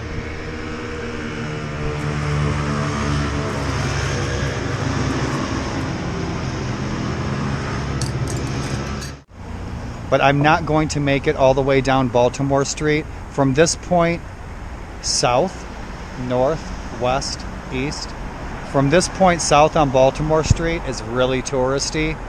Ice cream shops, t-shirt shops, lots of ghost tours. There's ghost tours happening right now. Civil War tours going on. And so you see, guys, this street, Baltimore Street, I worked for the owners who owned the Brick House Inn Bed and Breakfast. It's the 13th best bed and breakfast in the United States. You've seen it on the Travel Channel, so you've seen my gardens and stuff, my work on the Travel Channel. But the owners of the Brick House Inn own 18 properties on this street. This is one of the most touristy streets in the whole town. And they own 18 properties. So when I was working, you know, I had plenty to do and plenty of gardens to play in. And so Gettysburg is pretty good to me. next time I'm in town, once I can start using the bus, I will take you guys down Baltimore Street and show you guys the most populated touristy area of town. It's very interesting, but it's very touristy. I'm not really interested in tourism here. I want to get downtown and show you guys more out in the battlefield, and I'm working on it. So what I'm working on getting is a lightweight outdoor manual wheelchair. I don't want an electric wheelchair. I want to stay in shape. That I can get, like McOtter was talking about, a Canon something. A lot of stuff like that's beyond my financial reach. But I have cameras and stuff that I could use. And I'm a really frugal person. But cameras and stuff that I use, I'd love to take you guys out here and stream live and like share some stories with you guys, some campfire stories out here in Gettysburg, and from all different types of time periods that we don't have in Europe, I suppose. Yeah, we don't have medieval history here, so. Interested in the history and the woods and the fields and the forest and the battlefield, but I still wanted to show you guys. Most of my friends have never been here, will probably never ever be here, visit here, so I'm looking forward to sharing it with you guys. What's happening, guys? Good. What are you guys going to see today? Awesome. You guys have fun. I get out for a walk into town, I'll wear my Civil War uniform. Comment below, do you want to see me in Yankee or Confederate? Yankee or or civilian Confederate? farmer? Your choice. Yankee or Confederate? When I get out in town again, you guys want me to dress up as a Yank or a Reb? If you're ever in town and you want Thai food, I have heard far and wide that this Thai restaurant is excellent. I've never eaten in here, but every one of my friends who has said that it's outstanding. And it's here on Buford, which is Route 30, which goes to my house. Ernie's Texas Lunch. And I'm heading home. And I'm not going to take the bus because I wanted to take you guys on my full commute into town and back. And so I'm going to head back through the battlefield and through the woods.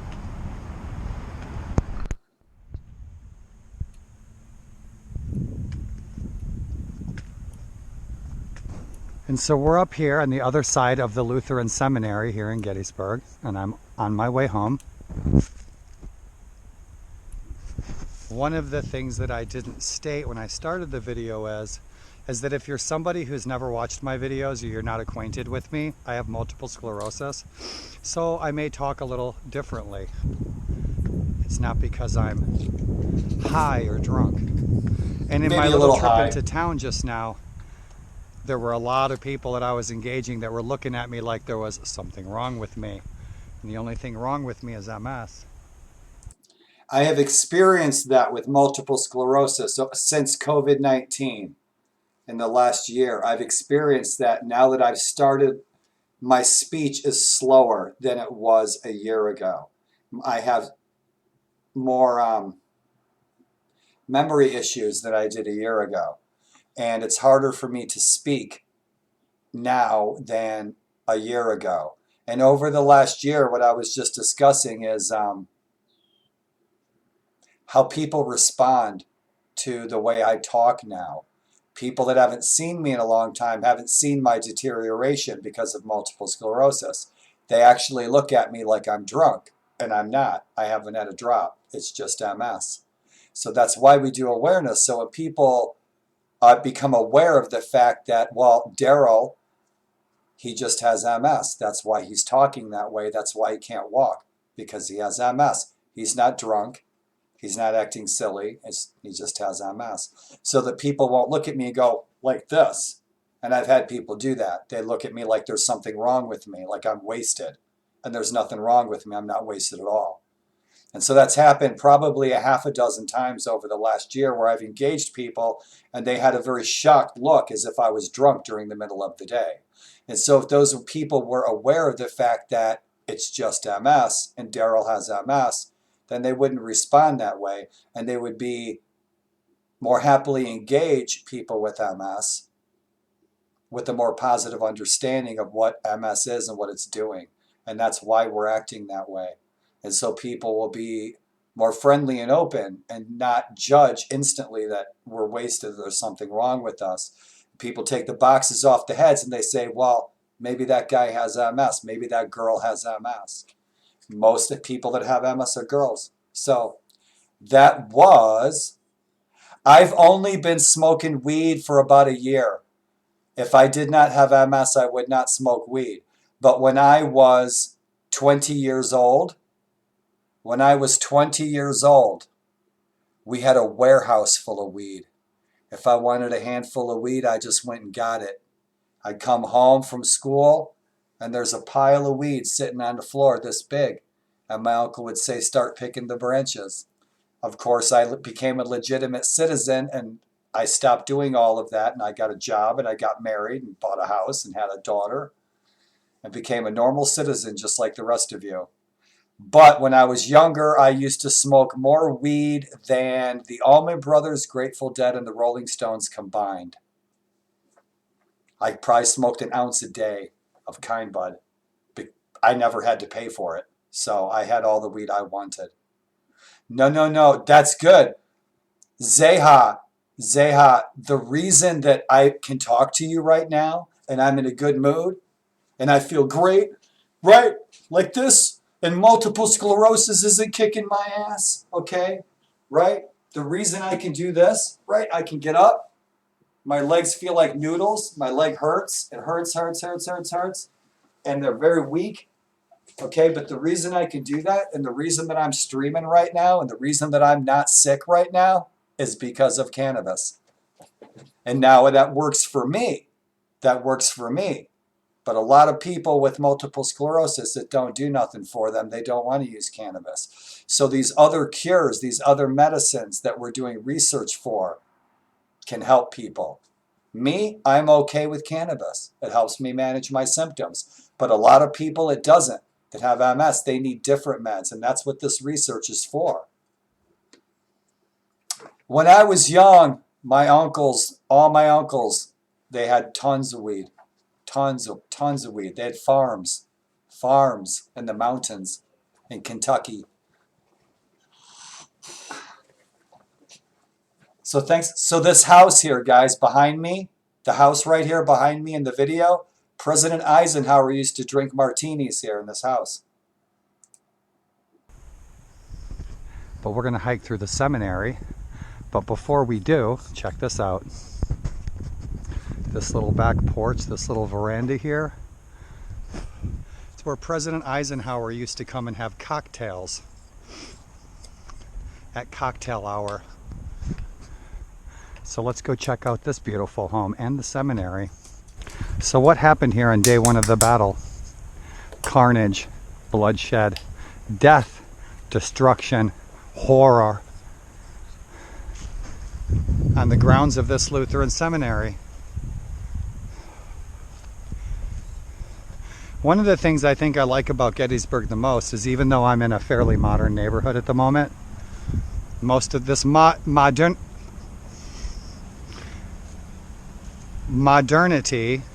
was not here in the 1860s. Yet, even so, the majority of what you see here in Gettysburg, out on the battlefield, in the woods where I go, in my videos, all of my videos that you have seen out here in Gettysburg, I am taking you through probably some of the best preserved and restored ground in American history. And I think personally that's what I love about it the most, is the places where I go, horticulturally and botanically, I know what I'm looking at. And what I'm seeing is horticulture and environment and ecologies that are sometime between the 1730s and 1900. So when you're walking through Gettysburg, a lot of what you see, and that's all modern, when I'm out in my videos walking through the woods, that's what America looked like, the United States, I should say, looked like 150, 60, 200, 300 years ago. Let's get up to the seminary. When I come around a bend on the battlefield and I see something like that, I know what I'm looking at. That, my friends, is the cupola, and I'm going to get up around here. This walk is going to put me on my ass for a couple of days in my house. But that is the cupola up there at the top of the seminary. Again, where I mentioned earlier that you saw in the film Gettysburg, and where the actual General Buford was up on that cupola, spotting Confederate troops coming into Gettysburg.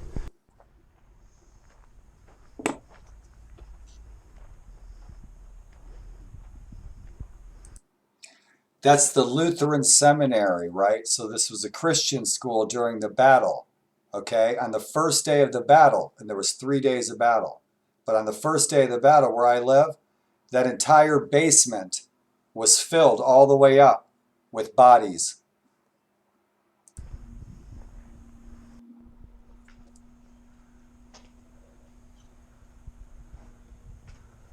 Original rebel, Martin Luther himself. Truth is mightier than eloquence, the spirit stronger than genius, faith greater than learning, Luther.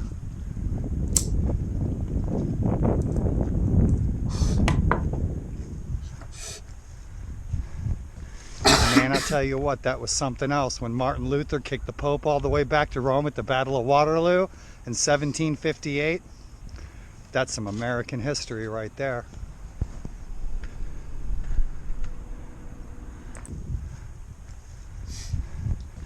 Man, I'll tell you what, that was something else. When Martin Luther kicked the Pope all the way back to Rome at the Battle of Waterloo in 1758, that's some American history right there.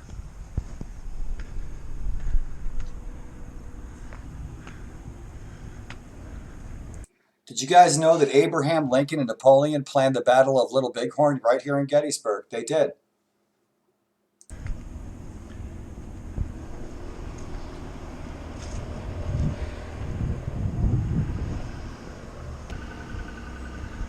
So in the basement here, the basement was a morgue. Across those fields the Confederates came. July 1st, 1863, this building was full of bodies and wounded. Full. Piles, mounds, heaps. Across those fields. Thanks so for imagine tuning in, you standing guys. out here, seminary, July 1st, 1863, and you see 50,000 troops coming over McPherson Ridge. There's McPherson's barn, General Reynolds Monument where we were earlier, and the Emmanuel Harmon Farm.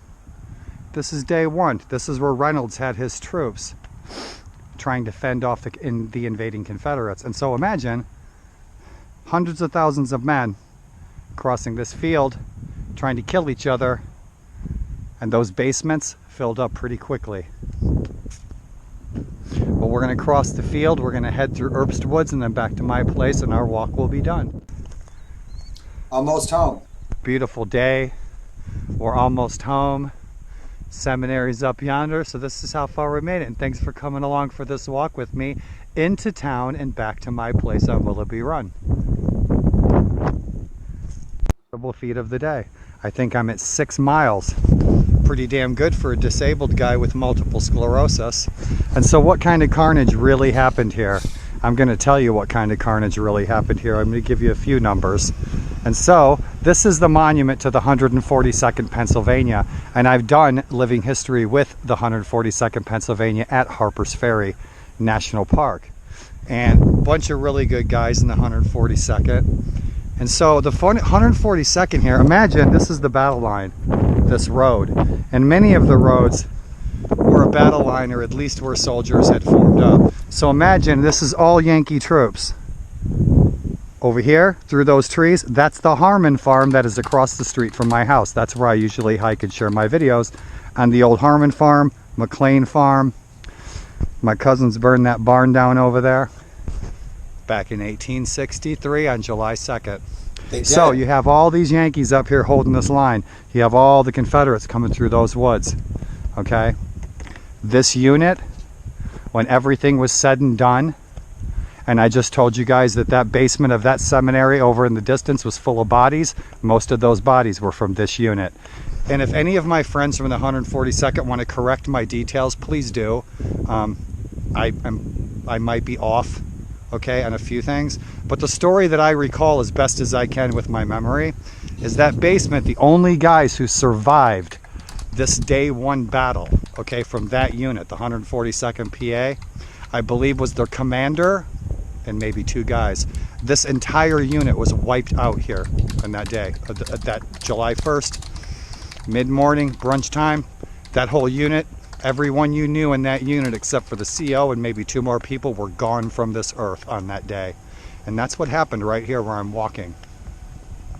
So that's pretty hardcore, isn't it? That's death, that's destruction, that's carnage, that's hell and horror.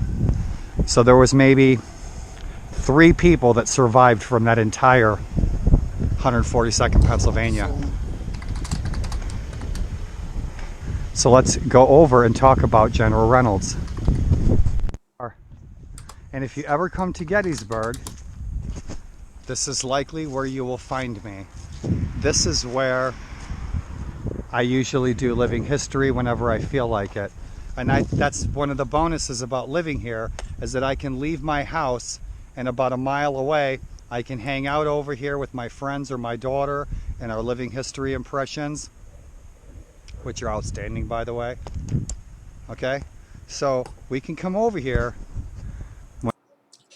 I'm giving a tour of my home. I live on the Gettysburg battlefield, and this is a rebroadcast from my Walk Multiple Sclerosis fundraiser from a year ago.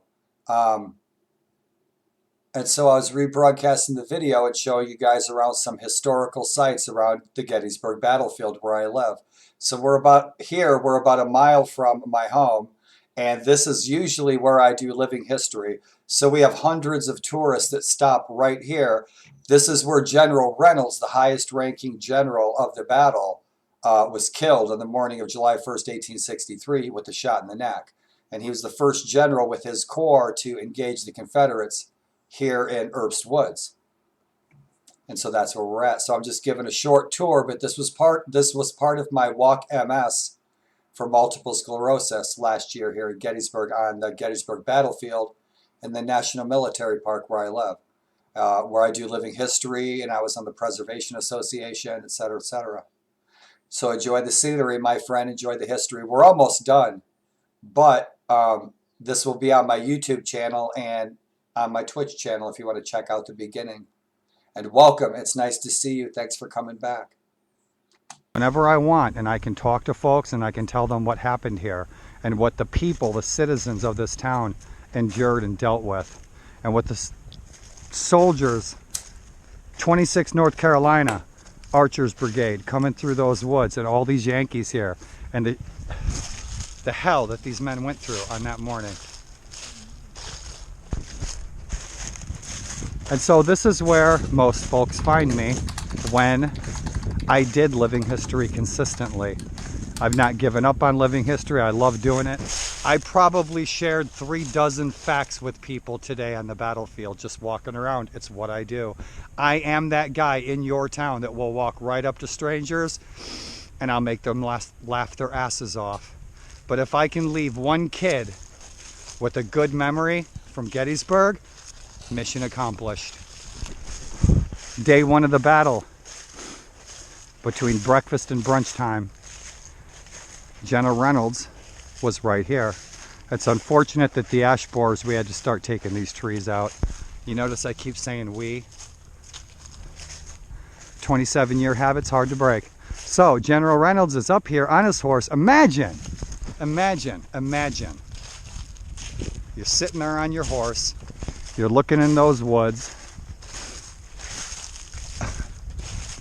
And you say, drive those fellows out of those woods.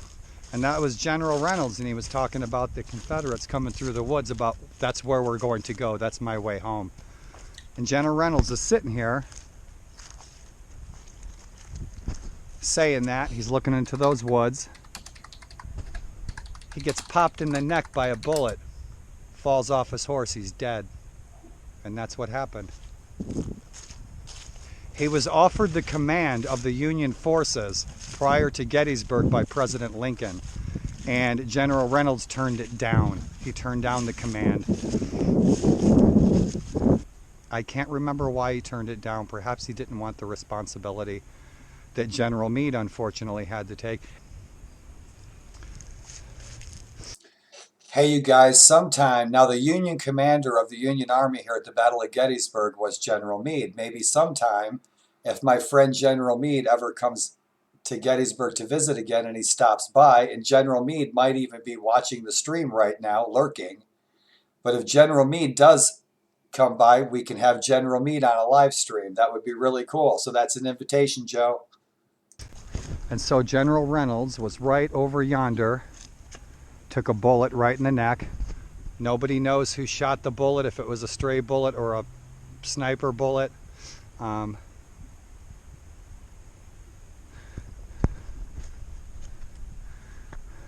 many people have asked me, lots of people have asked me from far and wide where this is.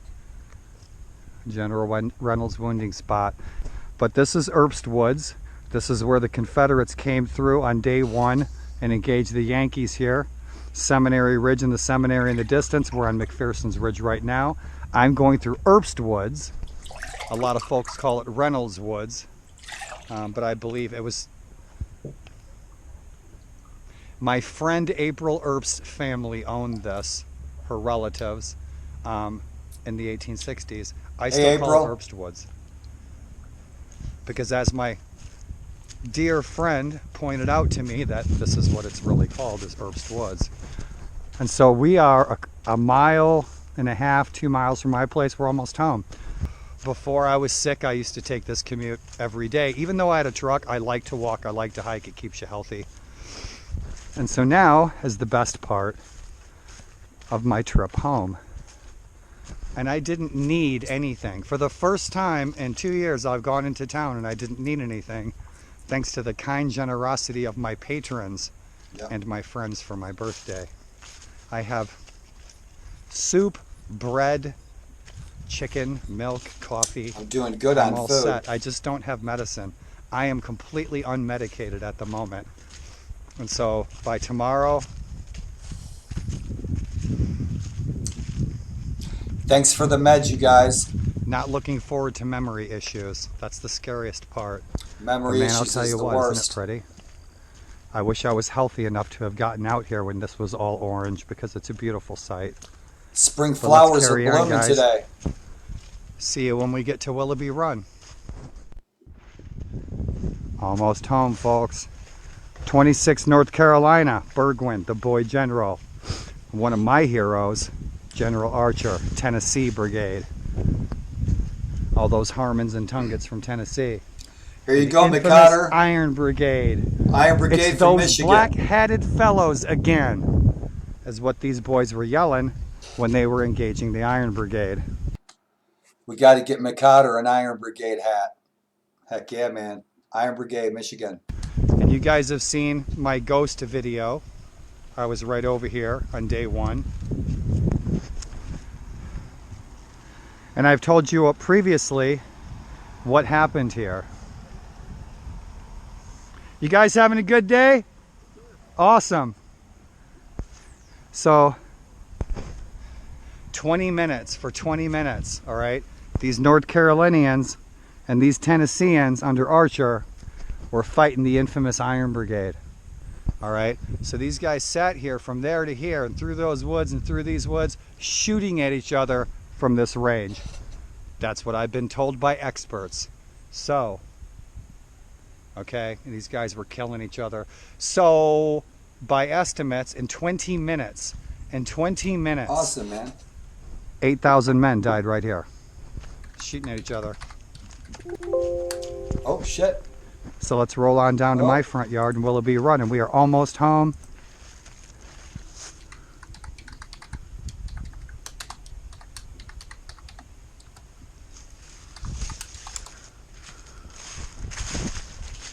Mission If accomplished. you're ever out here at night, spooky.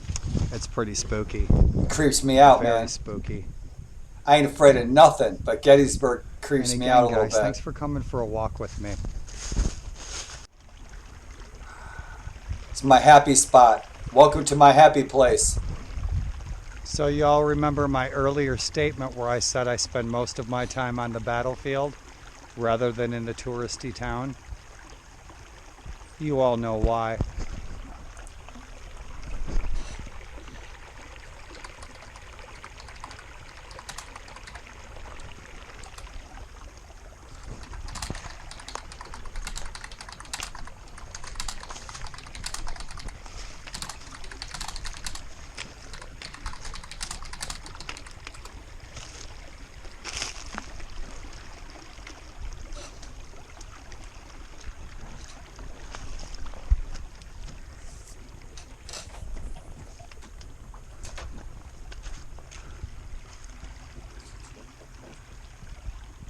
Did you see that? Multiple sclerosis hero of the day. I truly am Spider-Man. I could still walk then. I didn't have a wheelchair then. That was like a year ago. Best part of the walk. It's beautiful here, man. It's preserved. I live on a battlefield. Ooh-wee, boy, this is nice. all battlefield. Gettysburg National See Battlefield. you in a minute. Is this cool or what? I wish you guys were here. So you see, guys, the difference between where I go and where most people go. I go places here on the battlefield that tourists never get to, where battlefield guides never get to. I'm that guy here. I'm very known for going places on this battlefield that people never get to, that people never see. Like where we're at right now, nobody goes here. I really do.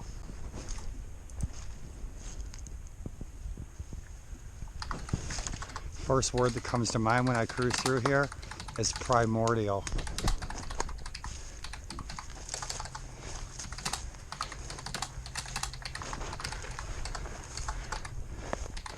Welcome to the Emmanuel Harmon Farm. It's where my ancestors lived, The right side of the here. run I call those Harmon Woods. The other side of the run are called Erbst Woods or Reynolds Woods. And so we're back in my neck of the woods on my ancestral cousin's farm. That's right, my ancestral cousins lived here on this farm across the street from my place. It's called the Emmanuel Harmon Farm, and those are ancestors on my mother's side of the family. But boy, that was one excellent walk, and I'm going to be on my ass for 3 days. Maybe a day. Bring me a bagel. Thank you. And so, as you guys may have remembered, this here lovely path was a golf cart path that President Eisenhower used to come here and golf here. But imagine President Eisenhower golfing over here, riding his golf cart here. This place looked very different after World War II. This was a golf course and a country club. In 2011, this property, I believe, was purchased outright, mostly by the foundation, by the Gettysburg Foundation. However, sorry about that. However, there were many, many reenactment groups, reenactors and living historians, who donated tens of thousands of dollars to the effort to purchase this farm and preserve it for American history. And so it was purchased through volunteer donation dollars and then given, granted, gifted to the Park Service so that it could be preserved forever. And hopefully this pond will be gone. This pond was not here. This is a golf pond. Now, if you're me and you've been doing what I've been doing for 30 years, when you look at this, you know what is native and you know what was planted 70 years ago. And a lot of this was not here. It should not be here. It was put in as part of the golf course landscape blueprint. And so this is where I come often, guys. And we're almost home. And thanks for coming along for this walk with me again. So that battery in my GoPro is dead, so I'm switching to my other camera.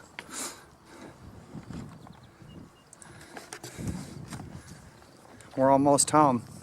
We're back on the country club at the day spa. And boy, it's a beautiful day out, and across the street is my place and the Abraham Spangler farm. And again, we just came through the Emmanuel Harmon farm. Headed home, my friends. And if you guys came out for this treacherous hobble with me, danke schön. Thank you very much for coming for this walk with me. Thanks for watching, guys. If you watched the video, thanks for watching my video. If you like my videos, please click the like button. Please click subscribe. If you click that subscribe button, you are being instrumental in saving my life. That is not a joke, okay? If I had enough subscribers on YouTube, I would get a small check every month from YouTube that would help me afford the medications that I need to stop the deterioration of the myelin coating on the nerves of my brain, which means I'm losing my ability to walk. I'm losing my ability to talk. I'm losing my ability to think. Could you please hit that subscribe button? My daughter would appreciate it very much. Yep. If you like the video, please share it. Share Gettysburg. Share our American history. Share this American preserved beauty that your tax dollars have been paying for generations. Come out here and enjoy this history. Embrace it. Promote it. Preserve it. Thank you if you do. And thanks for coming along and watching this video with me. If you guys are ever in town, please look me up. If you're someone who's been in town, who's reached out to me to ask me how I'm doing, thank you so much. And my friends who have been there for me, have supported me, have been there for me through this great trial that is multiple sclerosis. Words cannot tell how grateful I am.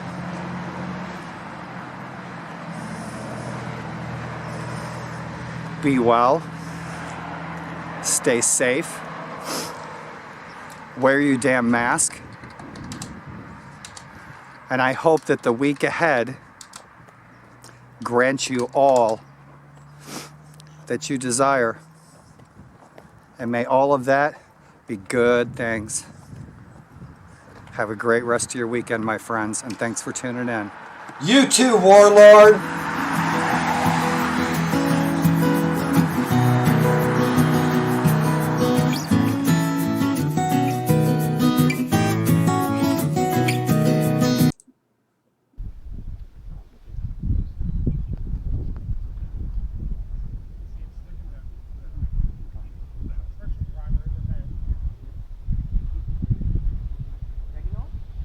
Me and Irish Reb.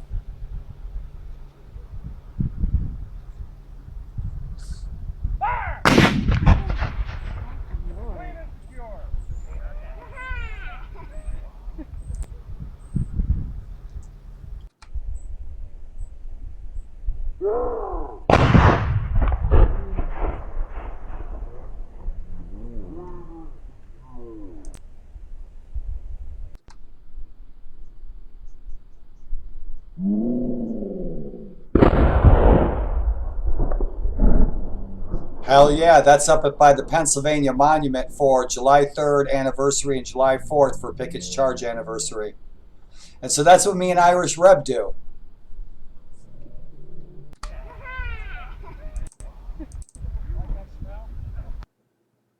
Let's see where we at. You guys, thanks for tuning in. And if you're interested,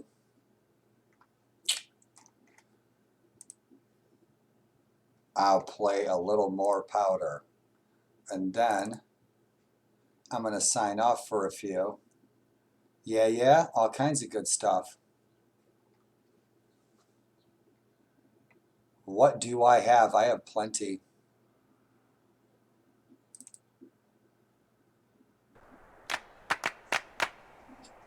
Thanks for tuning in, y'all.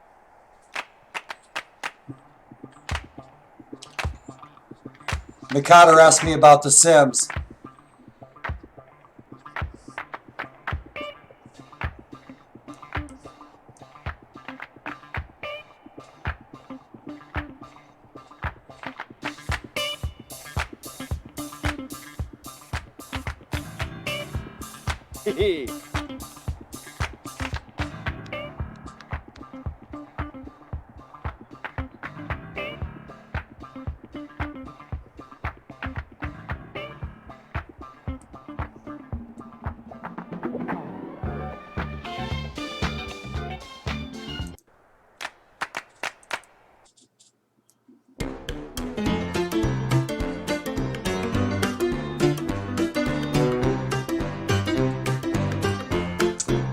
This fucking guy right here.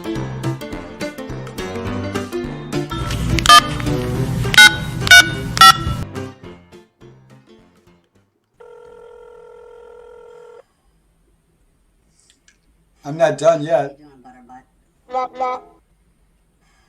What do you mean, who is this? What the fuck do you think it is? Nope. It's a motherfucker that was in there complaining about that shit that still ain't fixed. Still waiting for you to fix this shit. This damn rent for this slum has gone up $50 every year since I've lived here. And you ain't fixed shit. I ain't telling you who this is. You figure out who it is. You ain't fixed those two things I told you about. That's right, the static cling. When are you going to do something about the static cling? I'm sick of the static cling in this damn house. And then there's the lint. There's fuzz bunnies everywhere. What kind of fucking landlord are you? That's right. It's your favorite tenant. See you soon. It's a beautiful day in this neighborhood. A beautiful day. Enjoy.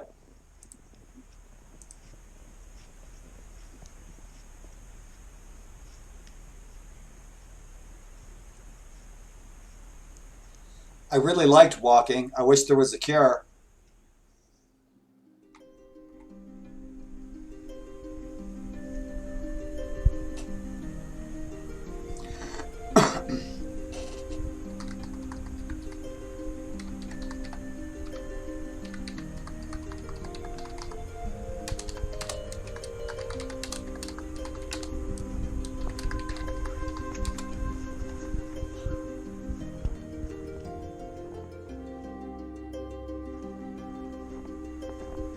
It's the battlefield in the wintertime.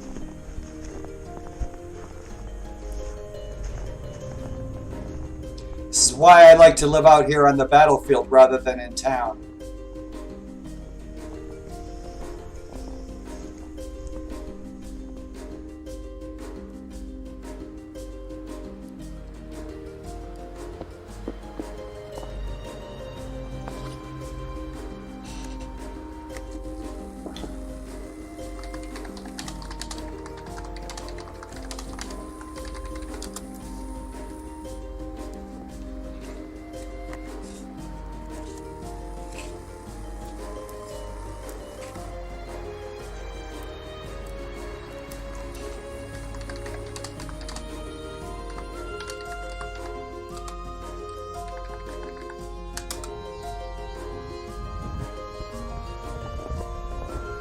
There's a cool geese shot in this. I got really lucky.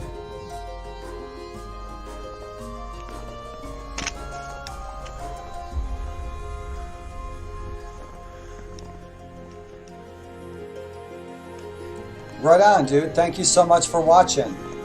This is Gettysburg Battlefield during the winter time.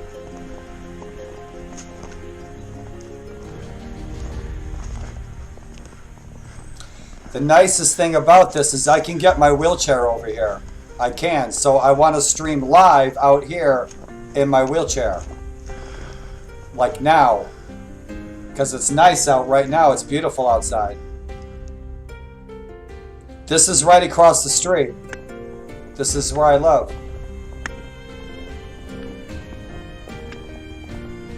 Thanks so much, you guys, for tuning in. You know this guy, he's nuts. All he ever wants is biscuits and gravy. It's beautiful in the winter time. I love the winter. So my ancestors lived right here during the Civil War. This was a farm. This is where my cousins lived in the 1860s.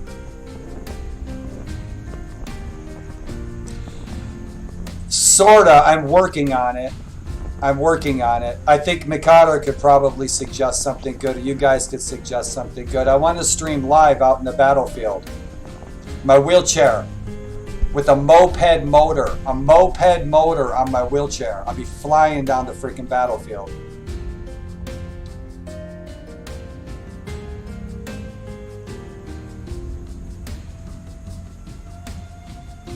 This was a year ago when I could still walk. So this is a year ago. This is how quickly multiple sclerosis can put somebody in a wheelchair. 1 year. 1 year later, I'm in a wheelchair. My legs today, they feel like macaroni. They don't hurt, but they are weak. It's strange. The brain plays tricks on our legs. Look at these guys. They're awesome.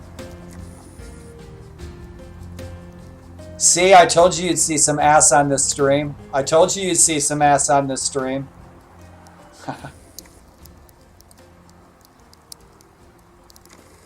So you guys, I'm going to take my wheelchair over here at the pond, and I'm going to go fishing while I paint and live stream it. I'm going to take my easel. I have a portable easel and my paints and my fishing pole and go fishing while I paint and live stream it. Here at this pond across the road. It's a good place. Hardly anybody goes where I go.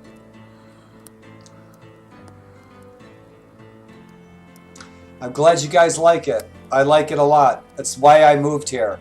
I can move anywhere I want in the world, but I moved here. And then I got multiple sclerosis. And now I can't go anywhere. So I'm lucky I'm somewhere. I'm lucky I'm stuck someplace that's pretty and historical. And that's where I'm going fishing for my dinner.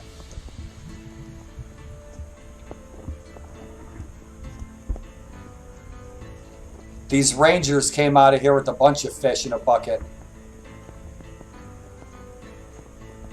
The forest over to the right is a nice patch of forest.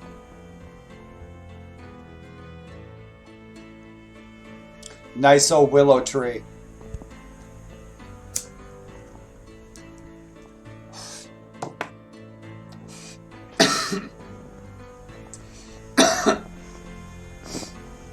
It is.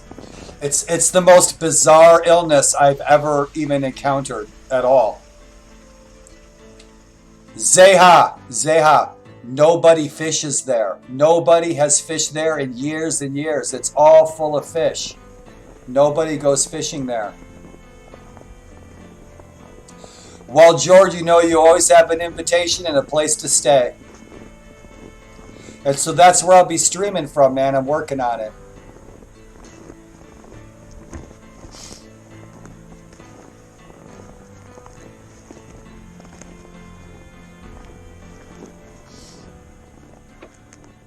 I'm especially excited to do some living history videos because you see with COVID-19, last year, all the living history encampments and living history events were all canceled. In Gettysburg, we have living history every day. Every day is living history. But not last year. Last year, everything was canceled. So this year, hopefully there's going to be some events and I can get out and live stream it. Yeah. I've only ever seen maybe 4 people fishing in here, ever. I used to walk here every day. So there's a lot of fish in that pond. Watch this, you guys. This was my lucky shot of the day. Lucky shot of the day.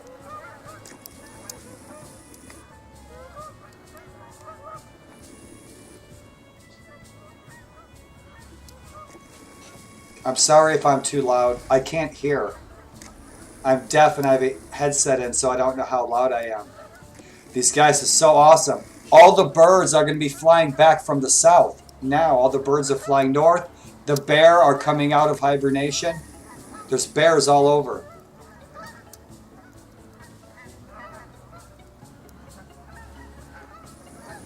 They're going to land.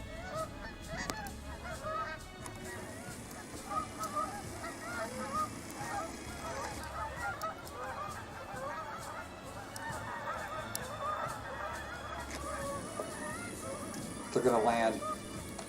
The camera I'm using is a Panasonic Lumix with a Leica lens. A few years ago, it had the best zoom in the world. It was a gift from a friend. It's a little dated these days, but it's still a good camera.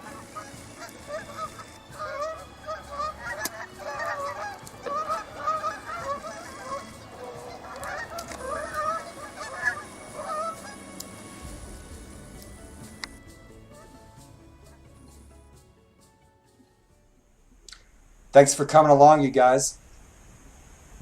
For the really big show.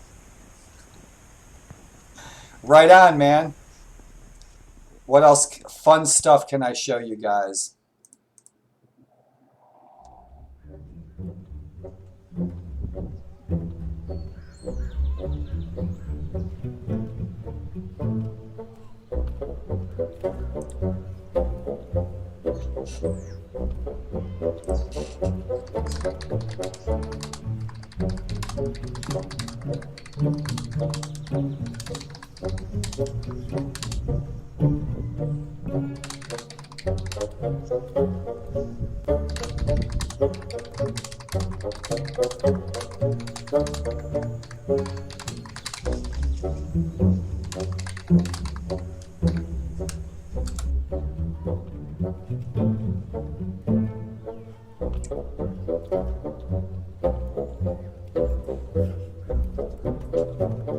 I'm waiting to see the birds flying north. They haven't really started coming north yet.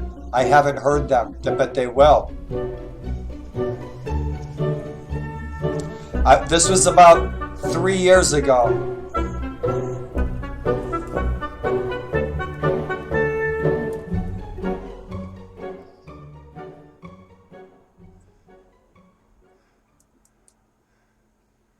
Got to hear the birds, guys. There's a ton of birds.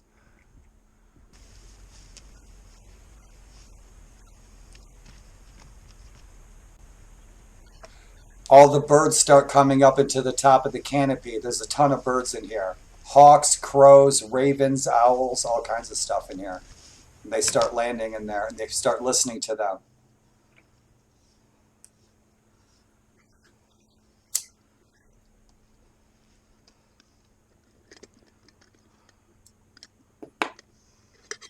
You believe this guy? He's out here in the middle of the woods making potato vodka.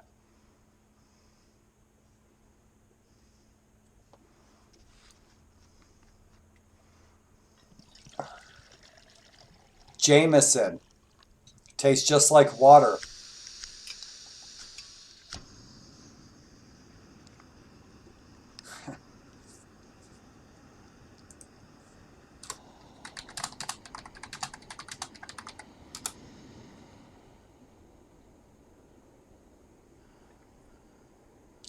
Country roads take me home. Coffee, coffee. Now that filter right there, what I did with that, I'll show you guys what you could do with these. All right. So this filter right here, you can get one of these at a dollar store for about 50 cents, this little filter. And so what I did was, I cut the handle off, okay, right here, the black handle, I cut it off. And then the two little metal prongs right there, I bent them down like that so that they sit right on the lip of the cup, like that.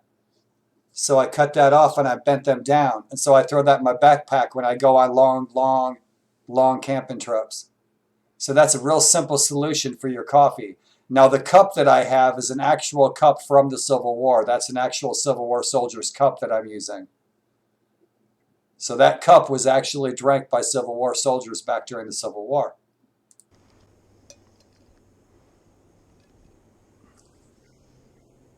And my grub kit. And some good old backy. So it's nice to chill out. So this is my coffee hour, right? Coffee break, 5 o'clock. I'd love to come visit, man. I'd probably never leave. The weather is perfect in Scotland. It's too hot here.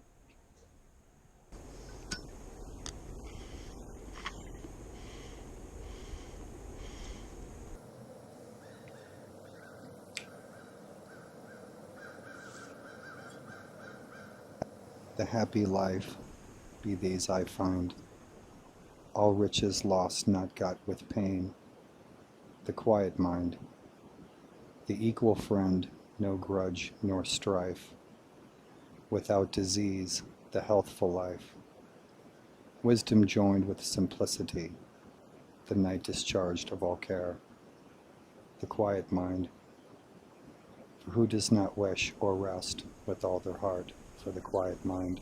Who does not wish or rest for the quiet mind? Martialis.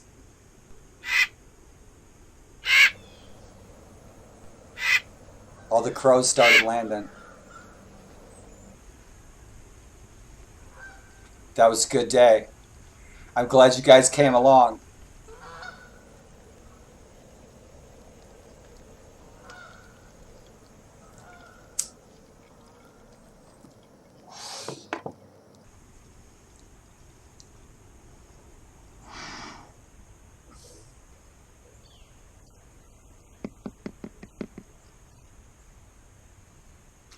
Hoo-wee.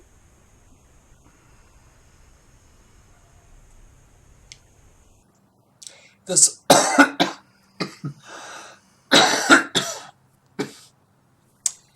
you see, with multiple sclerosis, dark with multiple sclerosis, the cold is better for multiple sclerosis, the colder northern weather.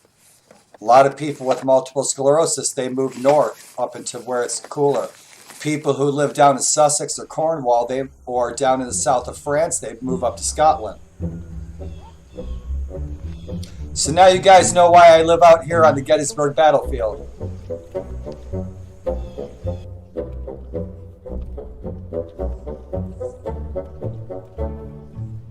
Thanks for coming along, you guys.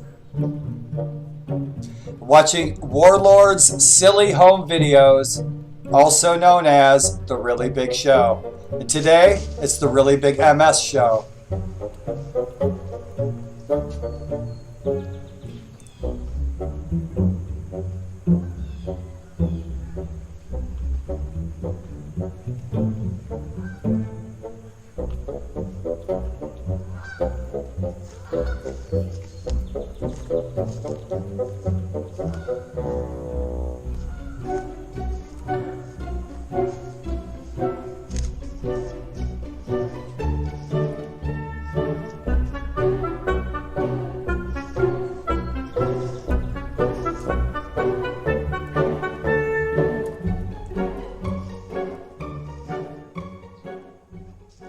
That was a good day, you guys. Thanks for coming along. I'm going to play a few more videos. Nice place to chill.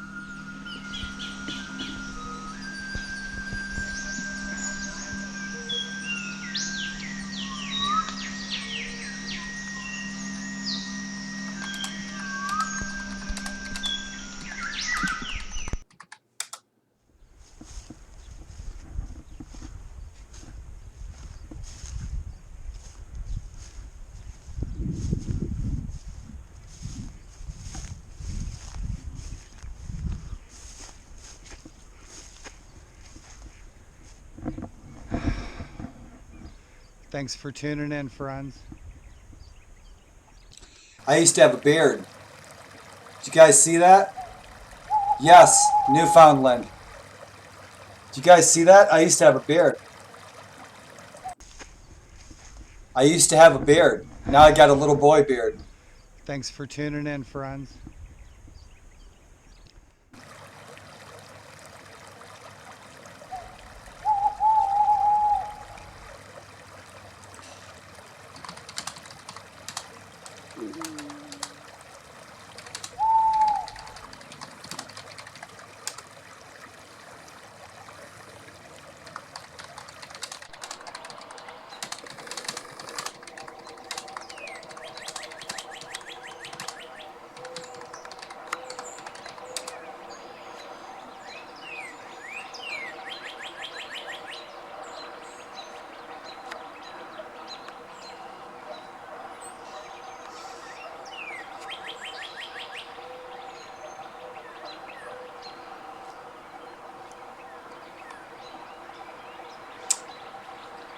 Yeah.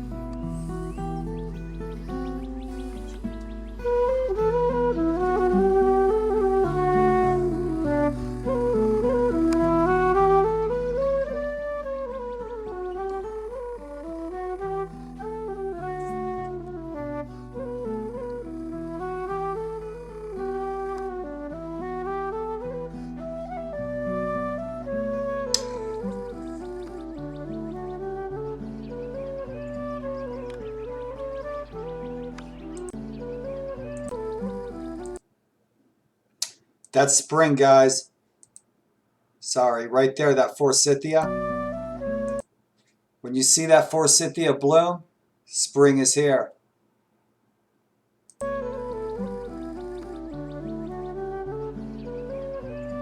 L'Alberche, spring is here. The Spring Festival. You guys who live over in Scotland and Ireland, you know the holiday. L'Alberche.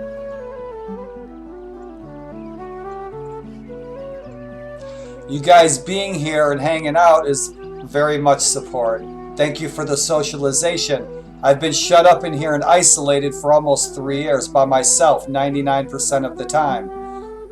My friends come by briefly once or twice a month, briefly. But getting onto Twitch, I can chat with you guys whenever I want. It's great. Whenever I want to socialize and chat, I can get on. Zeha's always on. Zug's always on. You guys are always hanging out. It was a beautiful day. That was a year ago. That was this L'Alberche is the welcoming of spring, okay? So this was a year ago when spring was finally here. This was the first day of spring last year.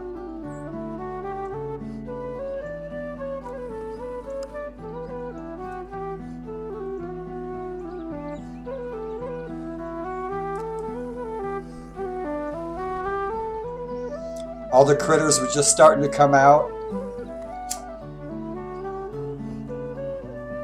He was fun.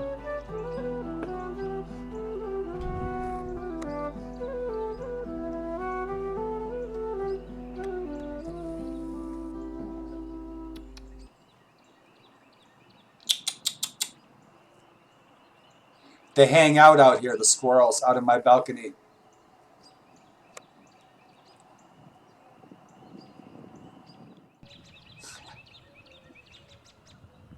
Gracias, Zeha, Dankeschön. Doesn't the sky look good, dude? That's across the street, across the road.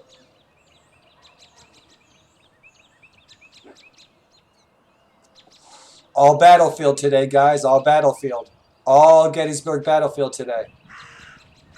So thanks for coming to the Gettysburg battlefield.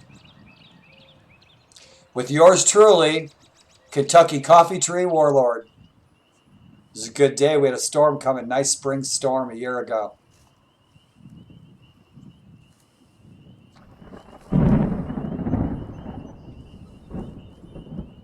Nice. I'm right by the pond. I can't wait for those spring thunderstorms, guys. We're going to have some awesome thunderstorms, huh? Deer across the street.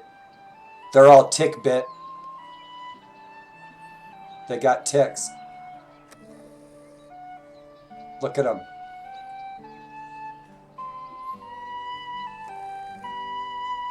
Check them out. That one's getting a little frisky.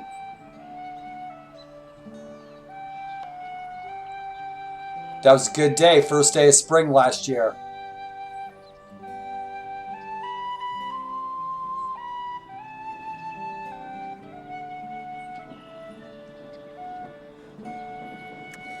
Look at them all.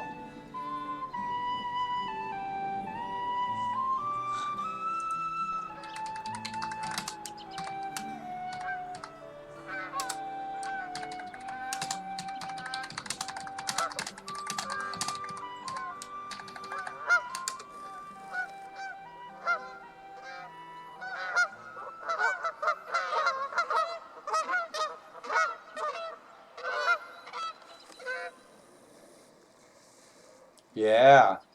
Fun, fun.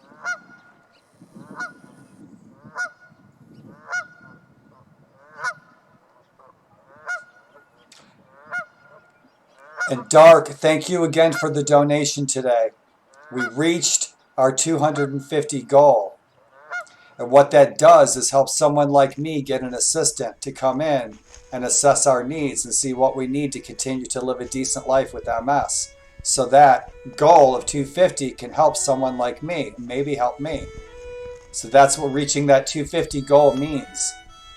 to someone in my shoes. There's a lot of people out there, man, they're worse off than I am. I've got good friends like you guys, you know, who donated to my medicinal fund. I have good friends I can call on that love me, that won't let me go hungry. But there's a lot of people out there with MS and other chronic illnesses, and they're worse off than I am.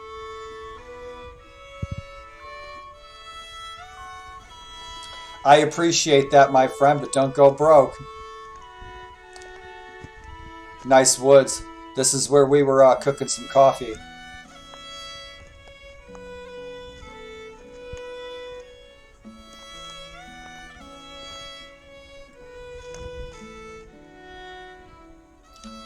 The downside is I'm retired.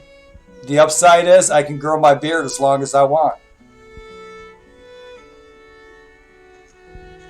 I love the woods here. I love the battlefield. It's beautiful. Some nice wild onions.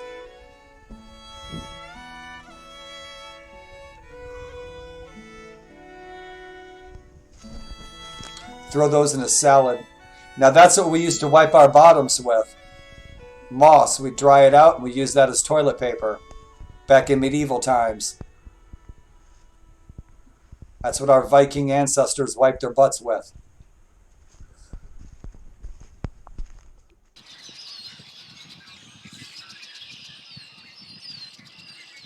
Thank you, Dark.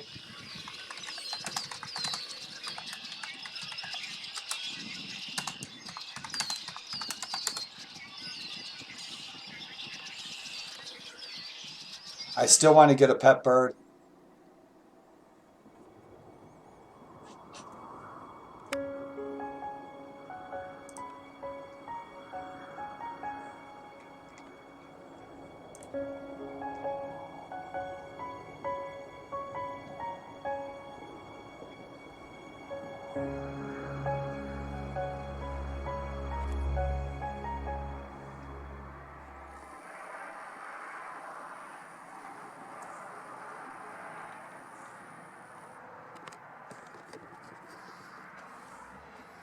Sleep tight, y'all. Have a good one. Be safe. Let's see what else I got for you.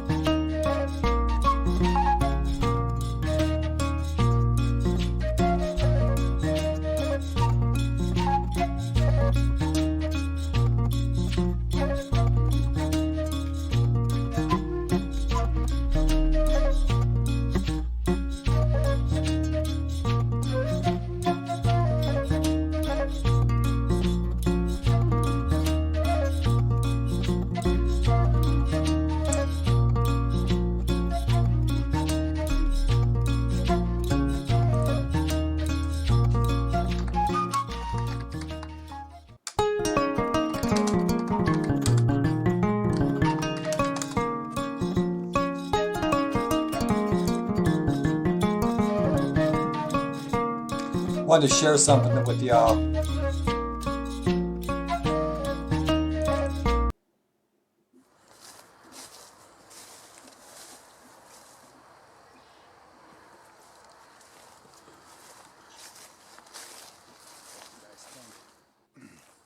It's that time of year again.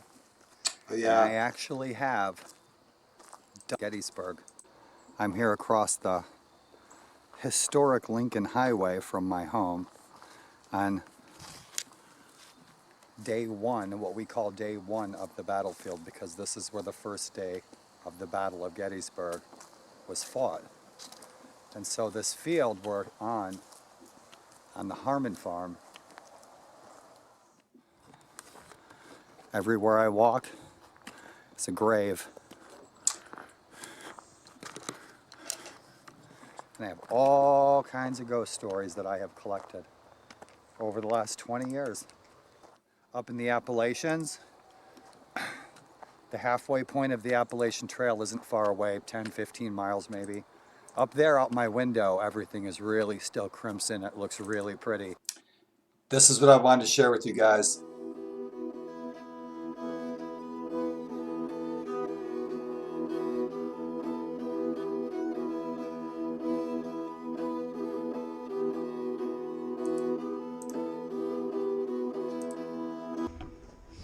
Hey guys, thanks for coming along. It is exhilarating out here. It's about 5 o'clock. The moon just came up from the east, and I'm trying to get some pictures of it. I couldn't get a ride to the observation tower I wanted to go to, but it's a 6-mile walk back. But I'm here near my home in a place that I haven't shared with anyone, and it's pretty beautiful here, and the moon is coming up, and I'm going to set up and get some pictures, so stay tuned.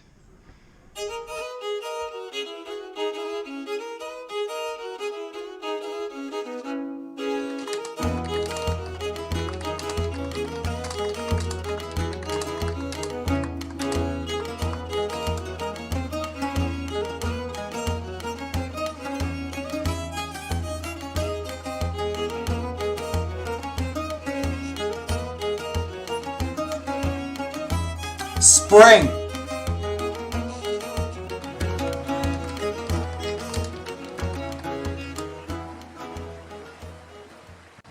The moon's high in the sky. Wish you guys were here. I was out there for like 6 hours. It's beautiful out here. For the It's solstice probably, moon. I don't know, 10 degrees. Had all my camera gear. It's crisp. That was a bitchin' night. I saw some beavers going down into the water over there. It's awesome. Stay tuned for later tonight. And I hope you guys had an awesome day. And again, thanks for coming along. I'm going to wrap it up after this, my friends. And I want to thank you guys for the donations and for the support and for tuning in. That is awesome. Right with the wind.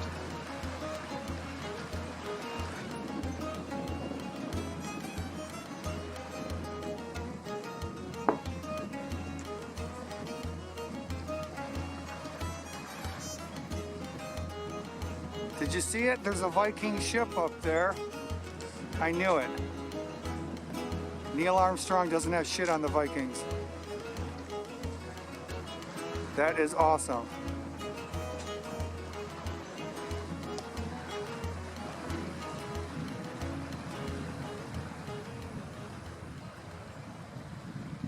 That's what I was waiting for.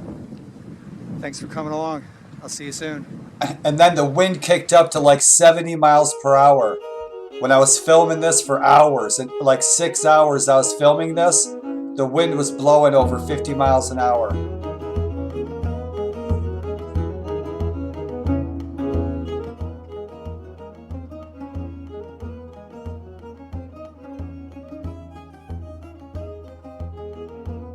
That was the eclipse, huh? Yeah. That's about 3 years ago, I think. That was a good night. Outside in the snow. At 3 o'clock in the morning.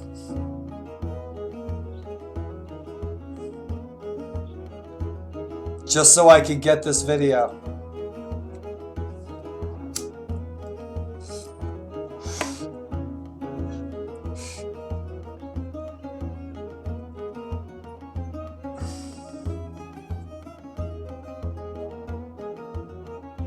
The wind was blowing, dude. I was in a full snowsuit. I had to slow down the video because the wind was blowing so hard.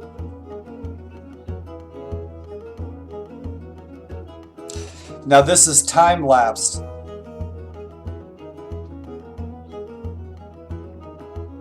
But the wind was so blowing so hard.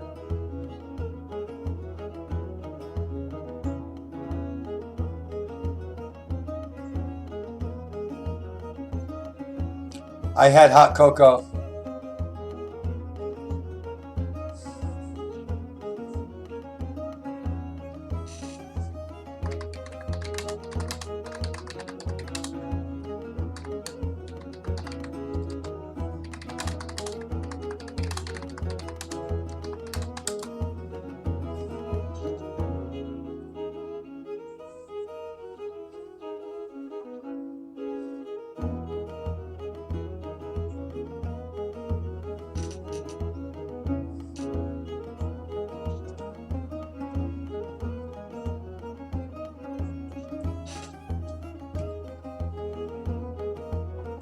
The music that you are hearing is traditional Old Norse music, Sami, Laplander, Finn, and Swede, played with old traditional ancient instruments that have been reproduced. And this is by Hedin and Garna, the original heathens, and they've been doing this for 40 years.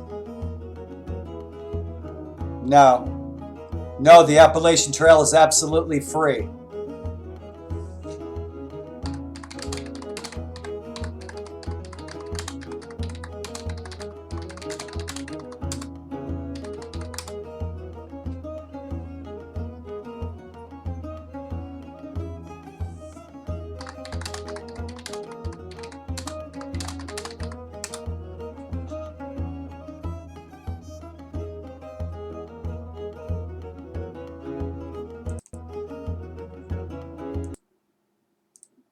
Right, my friends. Well, guys, I think I am going to get some grub and some coffee, and I might be on gaming later. Unless you guys are gaming, then I'm going to tune into you guys gaming. And you guys, thanks for tuning in to The Really Big Show. This week and this month, it's The Really Big MS Show. You guys, so thanks for showing support for what we're trying to accomplish here. To save... to save our brains from the multiple sclerosis zombies that are trying to eat our brains. You guys are awesome, man. Thanks for checking out my ridiculous home videos. I'm glad you guys enjoyed the nature and the battlefield and the history and the beautiful scenery. And I like to share what I love, so I'm glad you guys love what I shared. So thanks for tuning in, you guys. And if you guys watch the video I'm about to show, thanks for tuning in for just a second to understand what MS is. And Dark, again, thanks for the donation. And all you guys who donated, Jord, Warband, all you guys, showing up and supporting the channel is giving MS some exposure. So thank you for being instrumental to that end. Gracias, my friends. Danke schön. Jord, right on. I might be back on later, my friend, but you're going to be resting well and having interesting dreams, my brother. You guys are awesome. Thanks so much. You guys know the drill. You guys just showing up, helps people see what MS is, helping that exposure. So thanks so much. I am. The sun is just about to go down, dip down over the Appalachian Mountains right now. But I'll be back on later gaming most likely, but you guys will probably be snoozing. And you guys please be safe, stay healthy, be happy, and I'm wishing you good fortune in achieving all the goals that you aspire to achieve tomorrow and every day afterwards. I hope those days are better than you expect. Sincerely, from me to you. So my friends, I'll see you soon. Hasta la vista. Chindanya, 100 more years of health and friendship, my friends.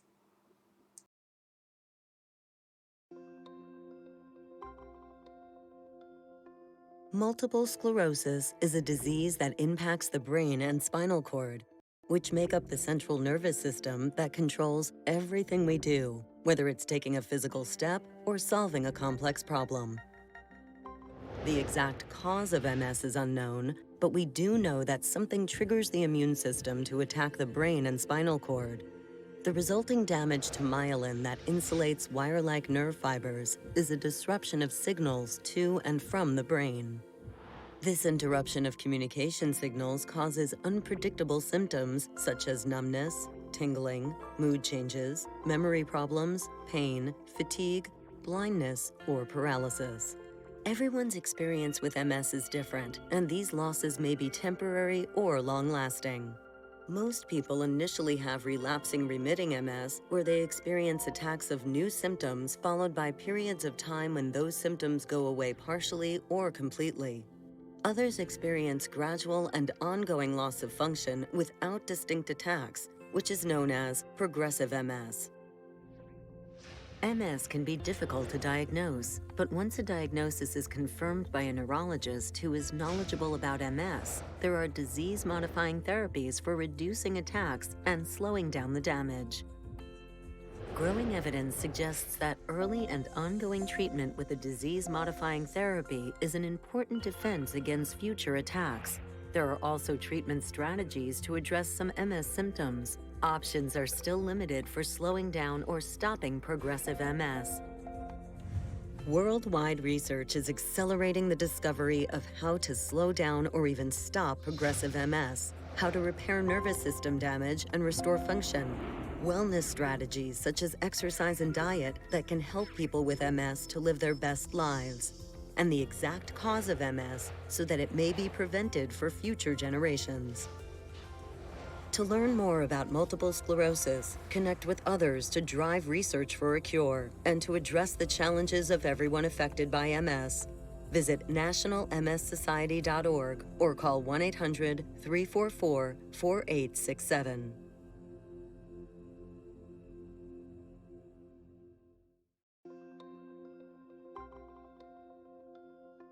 Multiple sclerosis is a disease that impacts the brain and spinal cord, which make up the central nervous system that controls everything we do, whether it's taking a physical step or solving a complex problem. The exact cause of MS is unknown, but we do know that something triggers the immune system to attack the brain and spinal cord. The resulting damage to myelin that insulates wire-like nerve fibers is a disruption of signals to and from the brain. This interruption of communication signals causes unpredictable symptoms such as numbness, tingling, mood changes, memory problems, pain, fatigue, blindness, or paralysis. Everyone's experience with MS is different, and these losses may be temporary or long-lasting. Most people initially have relapsing remitting MS, where they experience attacks of new symptoms followed by periods of time when those symptoms go away partially or completely. Others experience gradual and ongoing loss of function without distinct attacks, which is known as progressive MS. MS can be difficult to diagnose, but once a diagnosis is confirmed by a neurologist who is knowledgeable about MS, there are disease-modifying therapies for reducing attacks and slowing down the damage. Growing evidence suggests that early and ongoing treatment with a disease